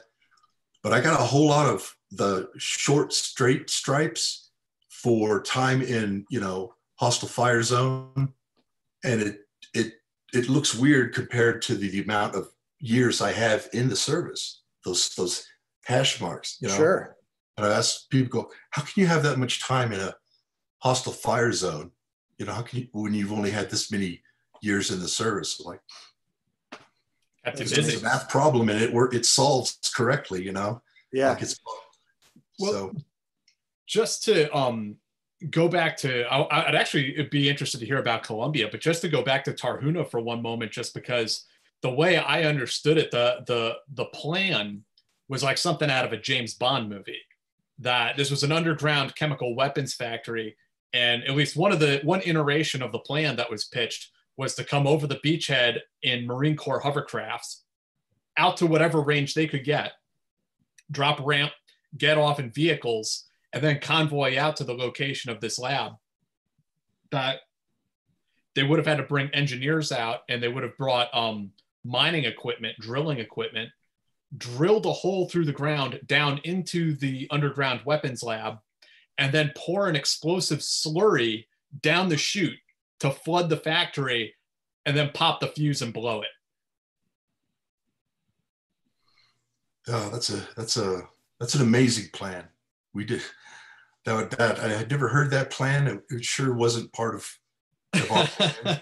You know, Jack, all we did was actions on the objective. Like we never even figured out, or were asked to figure out how we're going to get there. It was like, here you are.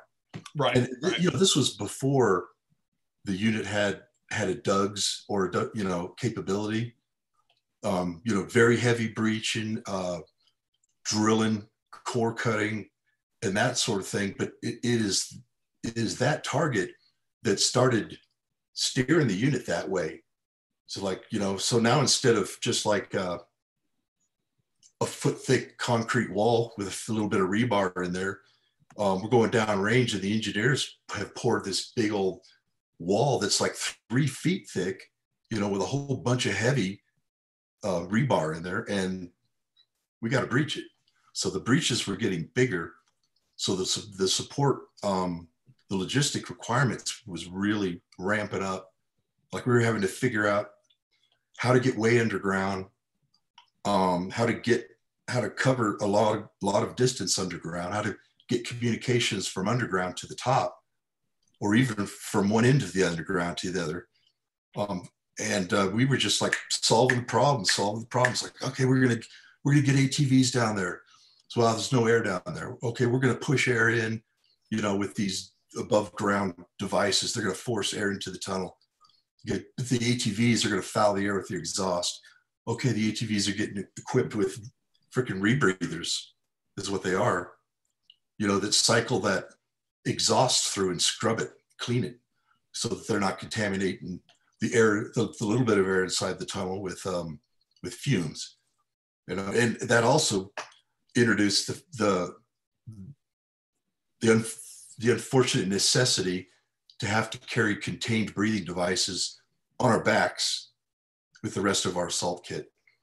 And we were carrying actual Draeger rebreathers, you know, that are pushing pure O2 with a soda lime scrubbing that are allowing us to keep breathing our same breaths over and over for like 3 and 4 hours at a time.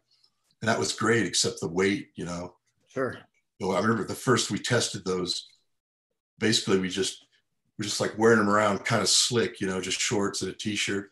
Then we take off running, you know, around a building a few times to see, you know, what kind of cruise speed we could maintain with that and still breathe, you know, with that volume that those things are producing.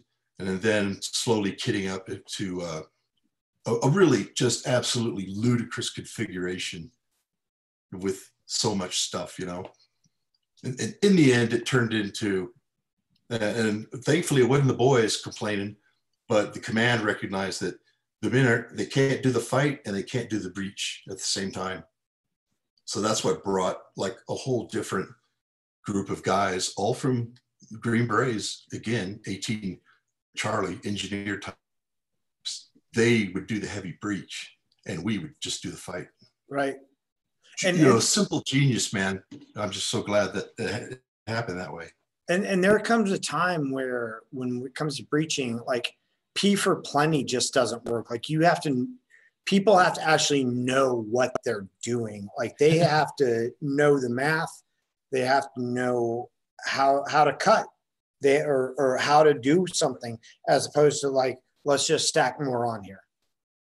Yeah, you're right, man. And the P for plenty went out the window on a particular target that was attacking chemical reactor vessels. You know, they're huge mixers, cauldrons, to destroy them without spilling the liquid inside.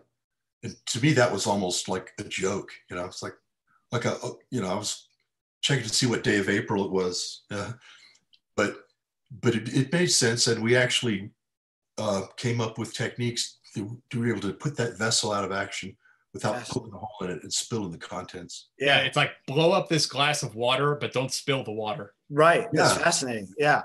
I mean, I was already out of the unit at the time. I knew that was a problem we had been looking at, but the effort continued, and lo and behold, where they came to test that the new explosive design charges against chemical reactors, they came to the Nevada test site where I was working. You know, it was just dumb luck.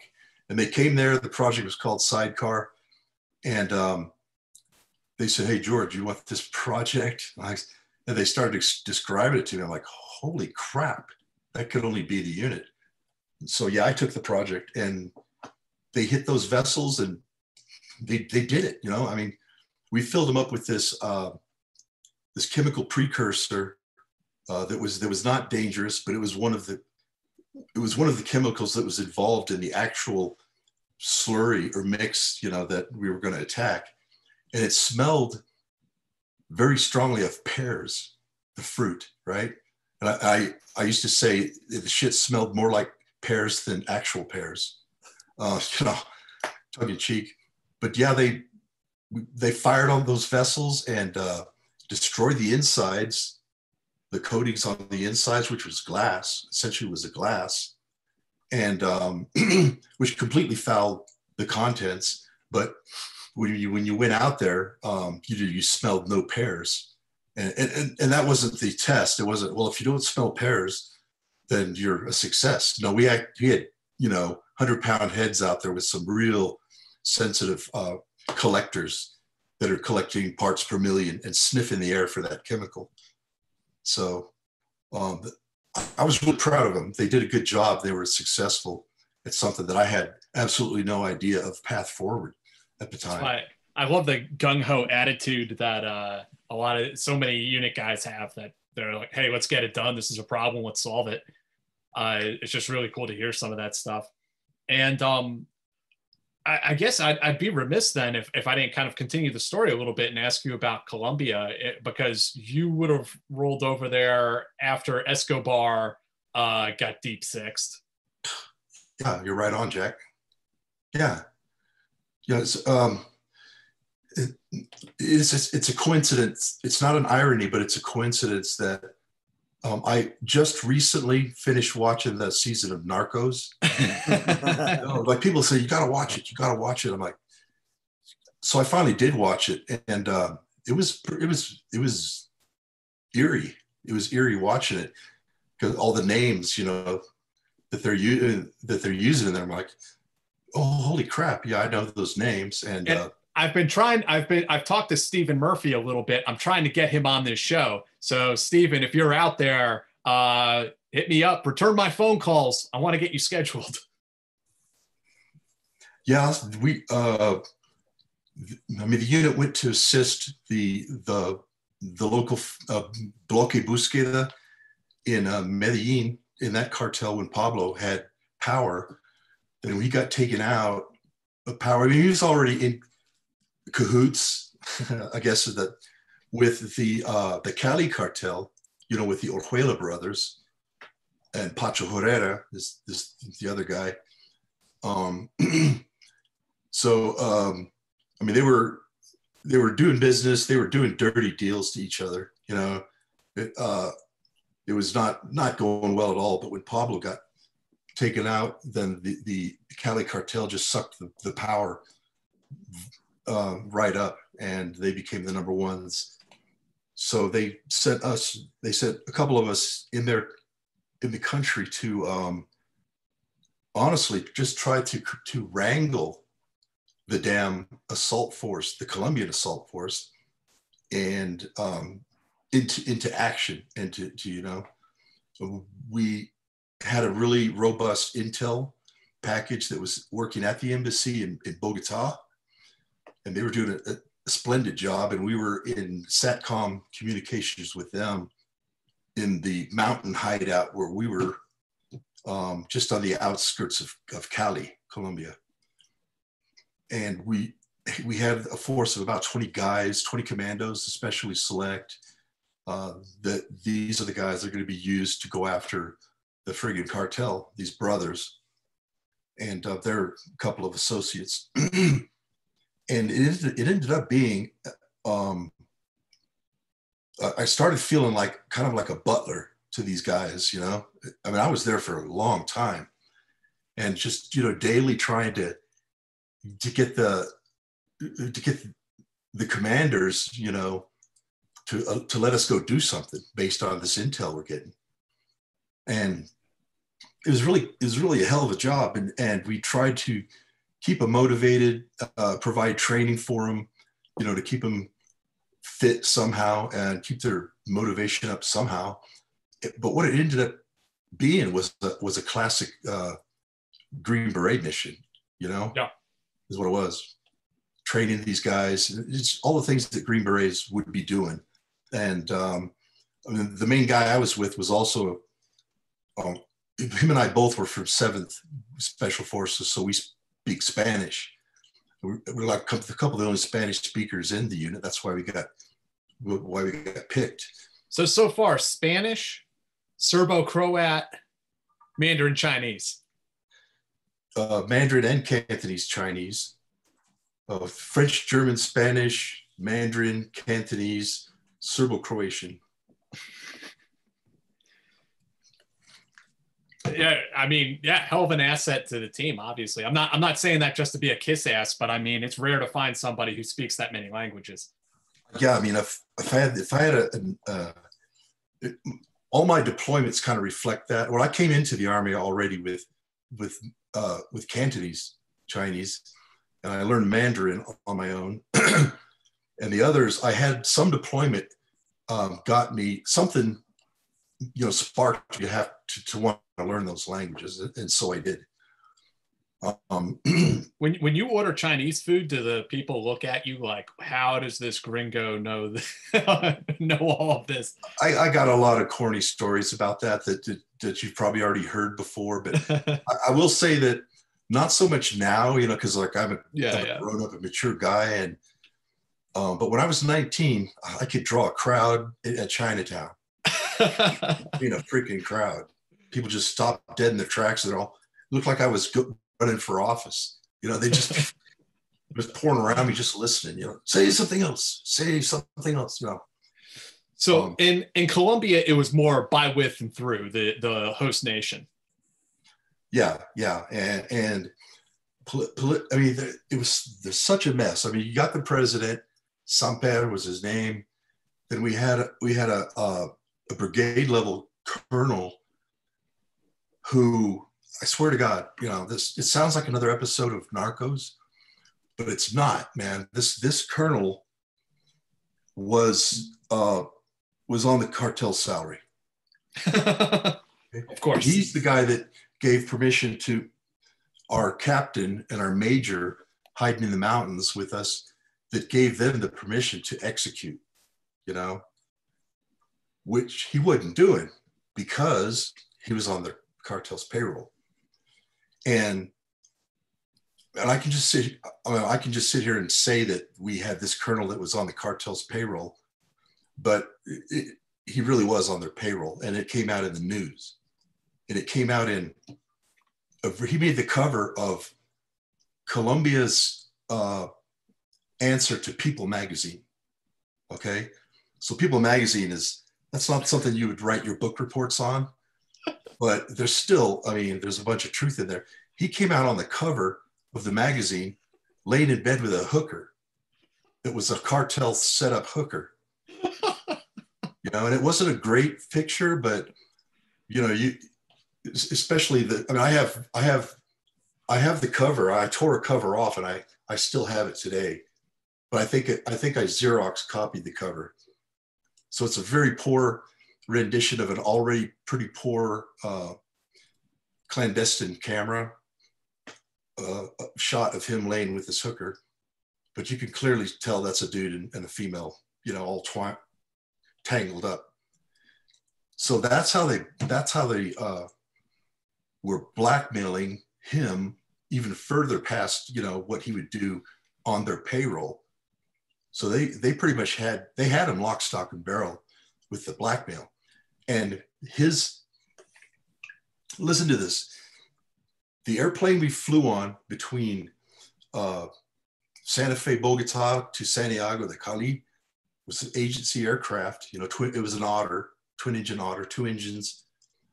And I was on the plane once with a couple of people. Oddly enough, it's this attractive young lady with a baby, right? And to come to find out is that was the colonel's wife. So that was his wife, and he used the agency aircraft to fly her back and forth numerous times, you know, unauthorized, I'm sure. But I found out that was his wife, his baby, and he had to break the news to his young wife, you know, and baby, that he was on the take for the cartel, and that he was, you know, seen with this prostitute, and that People magazine is going to show the story pretty soon. So he's like, I got to tell her, you know, because she can't be walking through Piggly Wiggly and pick up this people. That's my husband, you know. So the rumor was, and I'll say this time it was a rumor. The rest, I mean, I know that that is the way it is. But he took her to see a movie. I think it was Clear and Present Danger. He took her to see that movie, and he's, what do you think of this movie? You know, and they got into a discussion about the movie, and he goes, well, I'm suffering a very similar fate at present. And I got to tell you about it. So, I mean, whether that's, you know, just a rumor, it's still funny. But I mean, shit was over for us with that guy in his position. So the unit had to kind of like step back from that. We did. We pulled out completely. I was there when I pulled the mission out, everything out, and brought it back to the States. But even before that, so somewhere past the halfway mark, they had national elections, right? So we had to pull out, come back to Bragg, because we didn't know who was going to get elected and what their policy was going to be towards the gringos physically in country hunting the cartel. I mean, if Samper got reelected, that didn't necessarily mean his policy was going to carry through. And the new guy, yeah, we would have no idea if they wanted us there or not. So we came back to the States. The election happened, and Samper got reelected, and his policy was still, you know, the same. So we scrambled back and picked up the mission again, and just let it fizzle the hell out, and until I got the word to bring everything back. It just never went anywhere. There was never a culmination as such, the way there was with Pablo Escobar. No. I mean, those guys did get hammered, but it had nothing to do with me being there. And it was, you know, it was later on. Yeah, they all got scarfed up.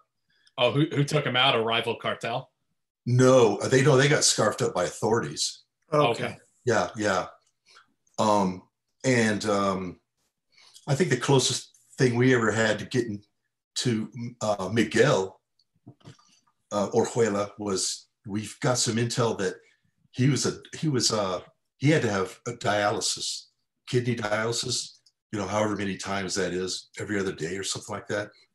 And we got wind of the hospital he was going to be getting the dialysis at, and the day. So that was pretty big, because we could send in we had some reconnaissance bubbas that could go walk through buildings. So we could send that guy in there. And we sent him in, and he did a walk by of the room where Miguel was supposed to be in. And he said, yeah, man, there was a dude on a dialysis machine in there that looked awfully a lot like Miguel. And yeah, we launched the force. The force got around the building, and they did nothing. Somebody mysteriously called him back, you know, to base. And that was like the closest thing we ever came to doing anything significant. I mean, we were not authorized to go on these assaults with them, but on one assault, they came to a door that was locked, and they took a lawyer with them on the assault. It wasn't a full-up lawyer. It wasn't like an abogado. It was like a licenciado, some subset, a very small subset of a full-blown lawyer. And we don't have them in this country, so I don't know what to compare it to. But they would take these people on the assault, and they would, can we do this? And they'd flip through their book, yes, you know. But they came to the door, and they needed behind this damn door, and it was locked, and they wanted to charge it. I'm like, yeah, slap a charge on that thing and cut it in half. And the lawyer said, oh no. So we couldn't do the explosive. And so I said, ram that son of a bitch, you know, kick it down, throw a dude up against it. And the Rangers proved that works. And the lawyer wouldn't let them damage the door. So out of our frustration, the assault forces was called back to the Pulverina where we were hiding and saying, "We need Carlitos." That was me. I was Carlito in country. They go, "We need Carlitos here to pick the lock," you know. And I'm like, "Yeah, I'm down with that." So I went, and you know, I had assault gear, and I put on a balaclava, you know, with the eyes and the mouth as a disguise, and I just went up forward of the stack, and I worked on that door and got it open after an embarrassingly long time, you know, because I was all cool. I showed up, everybody's like, "Yeah, Carlito, yeah, yeah, yeah." Then next thing you know, everyone's like kind of nodding off to sleep, and I'm still working on I don't know Colombian doors, but I got it open. Then I immediately backed away and let those guys go in. And they got stacks of freaking pesos of money that you could have built like a throne out of and sat in it for photos. They got so much money that was clearly cartel money, but they didn't get any persons. They just got some basic intel, some photos, all that freaking cash. But yeah, I mean, no persons. So it's just a story, anything really to brag about. Actually, as you're talking about this, George, it kind of reminded me of something else. I don't think I've ever asked you about, or really asked anybody about, but the Japanese embassy in Peru, when that happened, is it true that that the unit was involved in that as far as taking the embassy back? There were guys on the ground. Yeah. Yeah. I mean, in Waco, Texas, there were guys on the ground, you know, but the capacity in Peru is a mystery to me because I never bothered to ask or find out. Mm-hmm. But my troop sergeant, every time we did a scenario for CQB, he would always go, "Okay, you're in a hangar in Peru." You know, I'm like, how many more times do we have to live this hangar in Peru? You know, clearly he was there, you know, so he has to relive the hangar in Peru.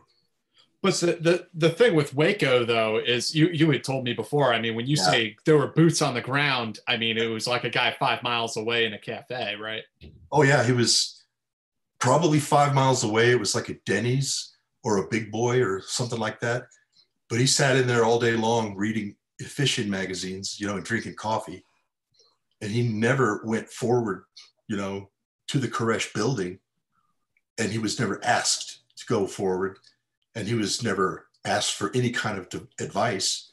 And this guy was definitely not about running around going, "Hey, use me, listen to me." He just wasn't that kind of guy. He's just make it known, I'm sitting here. If you got a question, come on up.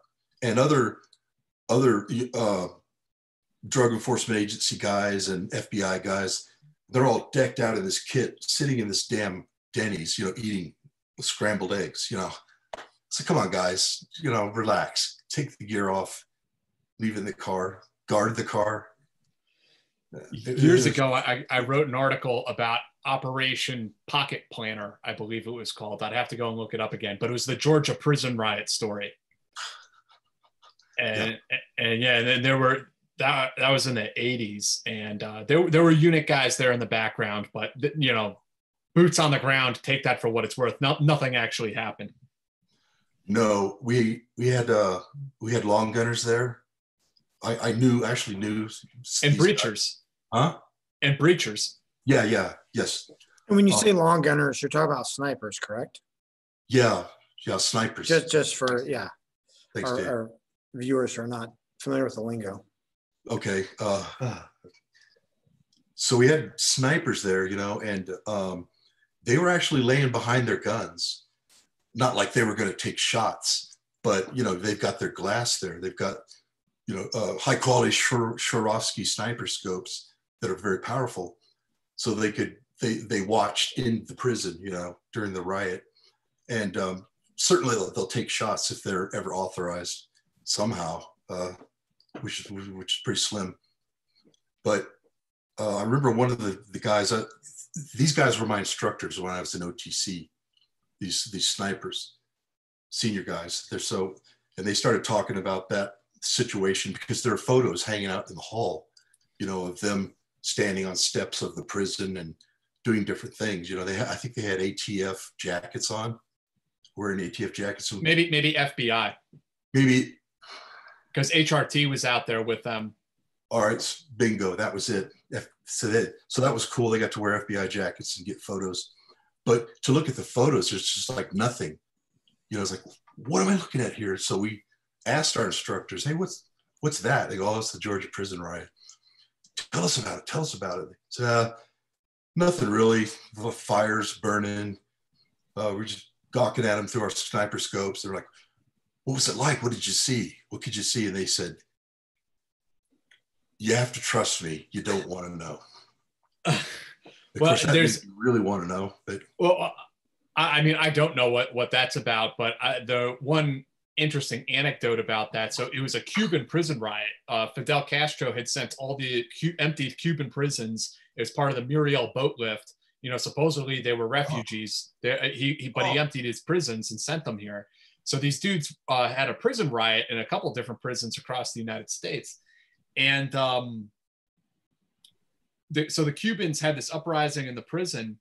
There was also white supremacists in the prison. And one of them was just such a lunatic, like a crazy murderer, that the Cubans actually balled this guy up, hogtied him, and just left him at like the front gate of the prison. Was like, hey, FBI, like, please get this guy out of here. Like, take him, get him out of here. And so the Cubans just delivered that dude up to the authorities. It's amazing, man. But it was a negotiated end to the prison riot, so that's why, you know, your guys in HRT, they didn't have to breach any walls or shoot anybody or anything. Yeah. And an annoying thing about the Waco piece is that I remember Janet Reno, you know, she got hammered with that Waco problem, you know, and she was just like barely in office. So I have a little bit of sympathy for her, because what a mess, you know, and she's got all these people breathing out down her neck. What are you doing about it? What are you doing about it? Then when it went south and it was a mess, I remember her saying, oh, we had the Delta Force there, and that annoyed me. Yep.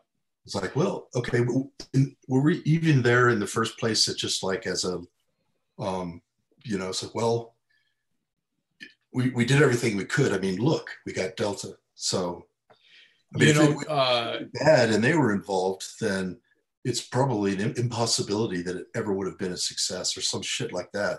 But I just didn't like the fact that it was fucked up that they threw the unit under the bus. Jerry Boykin writes about it in his memoir about how they were asked to consult, and so like the FBI or DEA or whoever it was, they consulted with Jerry Boykin, who's the commander of the unit at the time. Yeah. And like maybe his sergeant major, I don't know who else they also brought into that to consult. And, you know, according to what Boykin says, like, we told them, hey, don't do this stupid stuff. You do this frontal assault, it's going to be a disaster, et cetera, et cetera. And then they went ahead and did it. It turned into a shit show. And then they threw you guys under the bus after the fact, as if it was your plan or you had advised them or something like that. Like, you're right. It's kind of messed up how they did that. Yeah. So there's that. The guy that was sitting there, you know, reading the fishing magazines and drinking coffee, he actually got booted years later from the unit for going fishing. What? Yeah, check it out, man. Just stay with me here. We were on alert, so we had a 50-mile restricted radius, and he wanted to go to a bass fishing tournament. So he asked permission, and the boss said no, you know, wouldn't let him break the 50 miles. Well, he went anyway, is what he did. And the way he got caught is he won the tournament.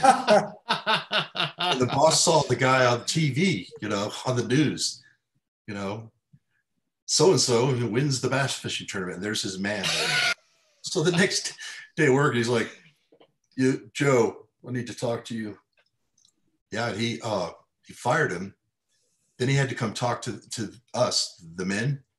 and explained to him why he let this guy go, man. And he had fucking tears in his eyes. He said, man, yeah, I bet. He's just, ultimately he said, I lost the trust. So I have to let him go. So he did that. And to finish that story with some more irony is the guy, Joe, he had been put in for some awards, I don't know what they were. So they brought him back to the unit months later, to get his awards presented by the boss. Well, he showed up wearing a fucking bass fishing tournament t-shirt. And the boss had to pin him on that t-shirt. But they laughed. They both laughed about it. That was nice of them that they didn't try to send him out with too much bad blood. Yeah. I mean, the guy was wrong, man. He deserved it, I guess. Oh man, yeah, I know another a unit member. It cannot be the same guy because this dude would be significantly younger. Who's a professional bass fisher in retirement, and there's probably some diligent viewers out there who can piece two and two together and figure out who he is. Really, really nice guy, really good guy. But that's his thing, bass fishing, loves it.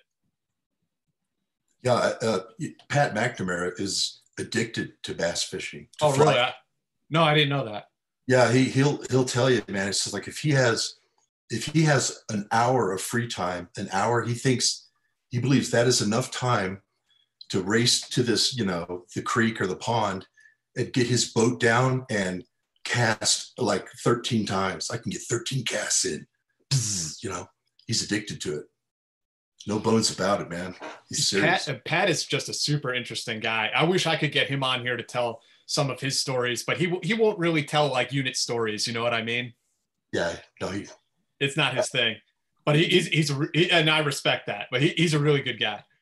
Do you feel like a lot of guys, or a significant portion of the guys from Delta, have that type of personality trait where there's something they focus on, like that? I don't want to say compulsive in a bad way, but that they have like this. I don't know, quoting John Wick, like a singular focus, but they're able to.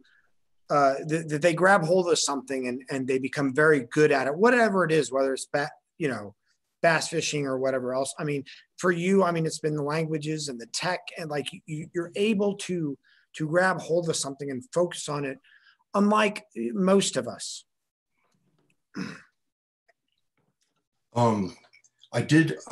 I always noticed that the guys had some pretty unusual hobbies. A lot of them did. And yeah, they were pretty immersed in those hobbies. In my squadron, for some reason, we had a pretty large number of woodworkers, like cabinet grade woodworkers that, and I was one of them. We would work feverishly on weekends, building the next piece of really nice furniture for our houses until there was nothing left to build. And we'd start getting rid of the oldest pieces that we built, that we viewed as pieces of shit now after, a couple more years of working under our belt.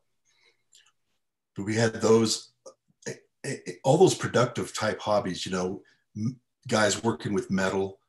We had a bunch of knife smiths, man, measure smiths. Yeah. Producing some ungodly quality freaking knives. I bought a knife from like the guy in B Squadron, I said, oh, I'm going to carry this knife, in combat with me. What satisfaction would that be, having a knife that was built by one of your buddies? It's probably after your time. I was thinking of a guy named with last name of H, who built knives, made knives. Horrigan. Yeah. Yeah, I have. That's my knife, Bob Horrigan knife. Yeah. Yeah. He's got a twin brother, John. We've stayed in close contact. So yeah. It's kind of weird, eerie for me, man, because I look at John and it's like, Bob. Yeah. And Bob passed away in Al Qaim, right, in 2005. Yeah. Him and his newest junior guy on his team. Basically, they both got headshot in like the last room of a last building, some shit like that. And Bob was actually well, you hear this a lot. He was not even supposed to be on that mission because he was flying back to the States to retire from the Army. So, and the only reason he volunteered to go because he wanted to give that new guy just that one last, assault with him. Right. Like some like last bit of mentoring before he left him. Yeah. So, and I'm sure the guy had something to do with it too. He's probably like, Bob, because I could just see Bob, that would be him. It's like, oh, that dude he had to ask, but he asked, and now, Bob's going to do it. They're like, I sure wish you were on this one more. I can see that because he's definitely wasn't like, I'm going to bless you with one last, hour of my presence. Absolutely not. So I'm pretty sure that's the way it played out. Well, George, really appreciate your time tonight. And Dave, I don't know if you have anything else. I thought that maybe for our bonus segment, George, we could talk to you about some of the submarine ops, because that stuff was really cool that you had mentioned to me. We do have some questions we need to get to, and I apologize to everybody for like sort of going out of order, but I was trying to keep the questions like pertinent to the conversation. Sure. But Andrew, thank you very much. Ask George if he has any stories about soft personnel clashing with or not seeing eye to eye with regular Army personnel. How about officers versus NCOs? Well, we got a story about an NCO versus officer clash. But were there problems like when you're in Bosnia, Colombia, any place else where you had problems with big Army?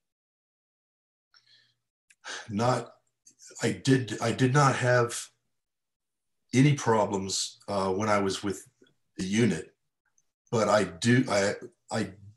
there was trouble getting along with big Army when I was in the Green Berets. Okay. Yeah, there was.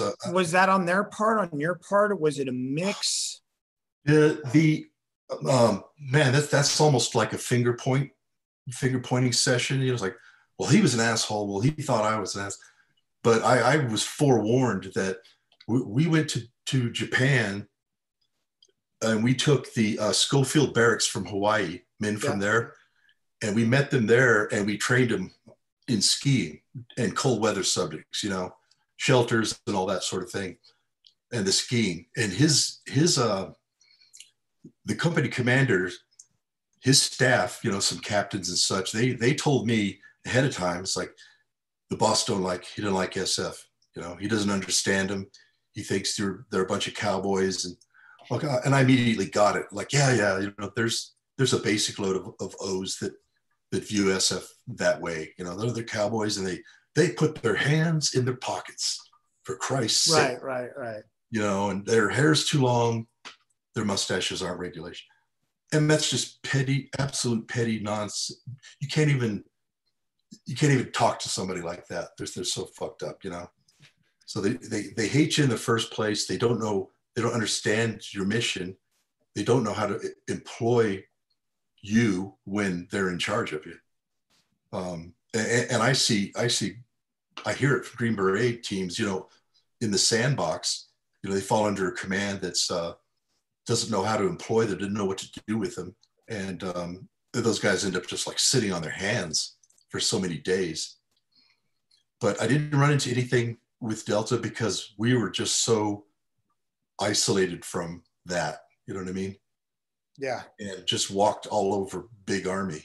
Yeah. Because, we were answering to national command authority. Right. So, and that was a great thing. It was nothing but a plus, really. But being in Green Berets, it was difficult. The clashes were definitely there. Yeah. Gordon, thank you very much. George, which country or group of countries are you the most concerned with in terms of threats to the West? Have the Russian-Chinese SOF evolved much, SOF Special Operations Forces for those of you, evolved much since the Cold War days? China is it. That is the biggest threat right now, the way I see it. And I've always thought they were a tremendous threat. And I got a lot more vocal about it since the pandemic, you know. Mm-hmm. Like I've been far less PC about it, and about, you know, speaking my mind about what's been bothering me about them for so long. But man, yeah, I absolutely see them as the number one threat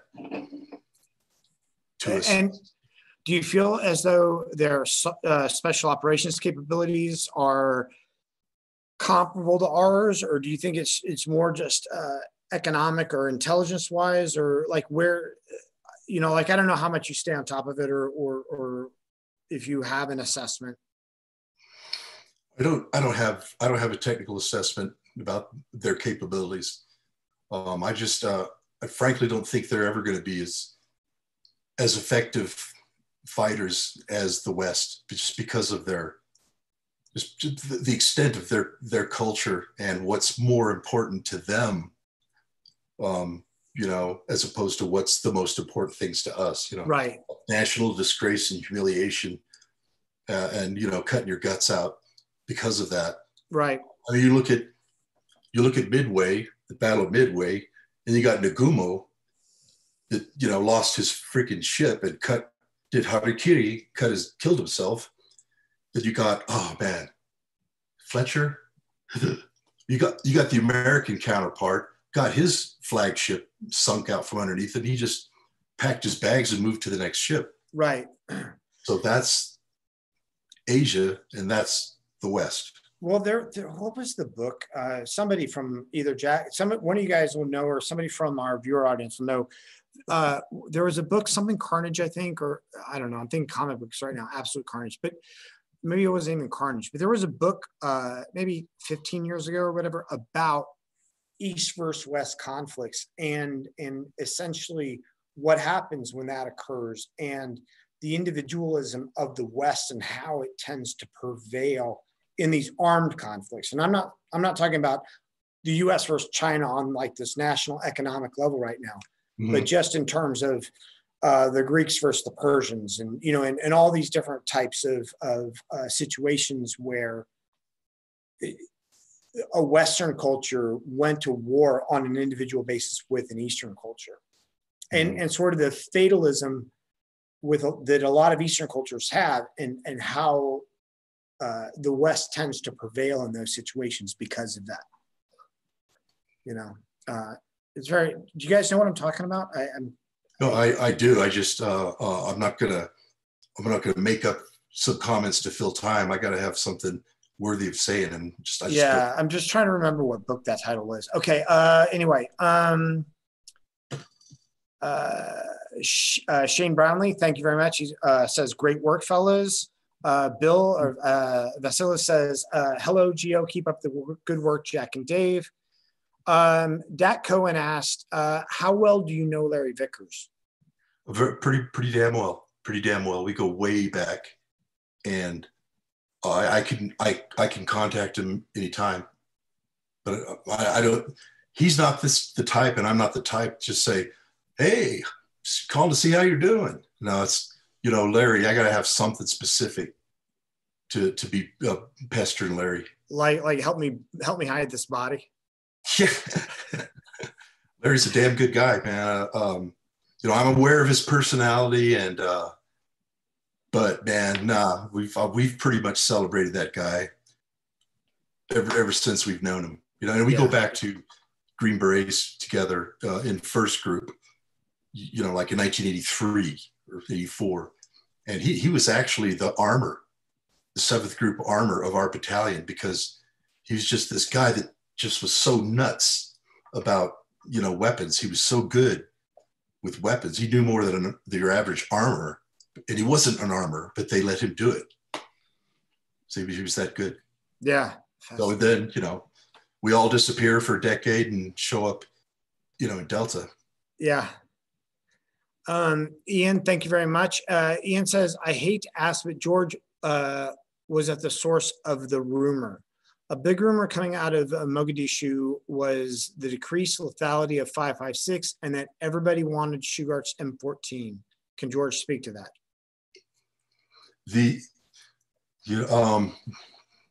Yeah, there's truth in it. I mean, definitely a 5.56 button heads with a 7.62, 51 in terms of penetration. So I mean, even if it's in the jungle, you know the deal. I mean, guys in Vietnam, they would pick up an AK if they had a chance, and they would want to use that. And that wasn't so much an ammunition, a ballistics issue as it was, the damn rifles, the very brand new M16s, man. They had trouble.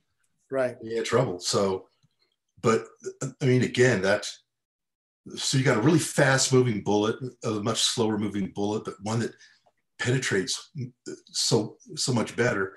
I mean, yeah, the 5.56 is not penetrating much in an urban setting. It's not going to, it's going to go through the glass, but it's not, it'll go through a lot of the wood, but it's not going to go through. So what they're up against is like all that masonry, whatever you call that, those masonry bricks, the cinder block brick type stuff, so our guys are shooting 5.56. It doesn't penetrate that, but the 7.62 is knocking it apart. Yeah. So just in light of that alone, was making some folks reel in the saddle a bit.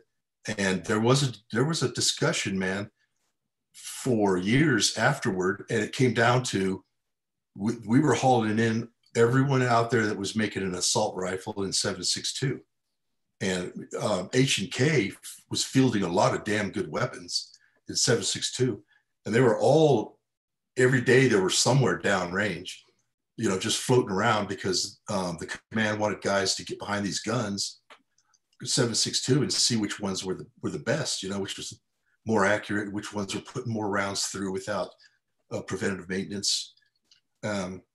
So we were looking, at getting away from the 5.6 and go to a 7.62. And then when the M4 carbine came out, that didn't go away, but it quieted a lot of that worry down. And the bottom line is that, again, in big armies, there's your M4. That's all you get, man. But I mean, guys could go and check out anything they wanted from the arms room any day for any specific mission. A guy on my team, man, his suppressed weapon of choice was an M3 grease gun suppressed. Boy, he loved that thing, and man, I think would knock some shit down, and he loved it. It's quiet as hell. I'd go for the Mac 10, the suppressed Mac 10 in the briefcase myself. That's just me. That damn briefcase gun, man. I mean, we had a couple of briefcase guns. They were fitted to a Heckler and Koch Kurtz. MP5K Kurtz. Yeah, and it mounted in there and it snapped down and all this crap, and it had a trigger that ended up being like this wooden dowel that came out right into the handle, and you push that dowel down and it's like but I mean, you didn't fire that thing like hanging to your side. You could, but I mean, you're not fooling anybody. Hey, someone's raking us with machine gun fire. It's not that guy because he's just carrying a brief. No, to fire it, guys would pick that thing up, and hold it up high and try to aim it somehow and stabilize it, point it. So, but it freaking worked. I can only imagine it like just smoking inside that briefcase with 30 rounds of expended brass. Yeah. You could hear it all clinking around inside there as it ejects. Yeah, I never used it, never even remotely came to a situation where I thought I was going to use that stupid thing. I would have to be wearing a Dick Tracy hat. with a big watch. Yeah, well, everybody has big watches now, so it doesn't matter. Yeah, and the girl from the Advon Troop dressed up like Carmen Sandiego. Thank you, Andrew. I should have gotten to this earlier, but when you're talking about the semi, with the recce vehicles, the reconnaissance vehicles, and the sedans being kind of, people suspect it, and then you guys get this or get a big truck. Andrew says nobody would ever expect the recce monster truck. And I expect that that's probably said in the same tone as nobody would ever expect the Spanish Inquisition. I'm not sure. Yeah. Yeah, me too, Dave. Yeah. Ian, thank you. George's French is also good enough to stop me in my tracks, and I've spoken it since I was a kid, and get by fine in France. George, how many languages? I mean, you guys might. How many languages do you feel? I don't want to say proficient. I think we got to 5. 5? 6. 6? 6. And I claim those because I have DLPT exams to back them up at some point. George, in all though, if we weren't talking about DLPT, but let's say that you just wanted to go somewhere and hang out.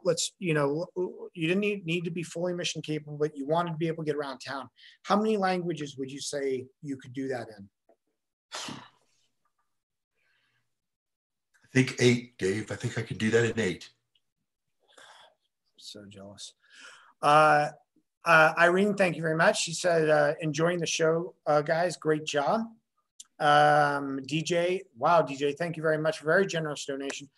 Great show, guys. At Jack and Dave, it ages with a single malt, or ages like a single malt. At George, thank you for writing and sharing your wisdom, especially your articles on behavioral health issues and solving the problems thrown your way.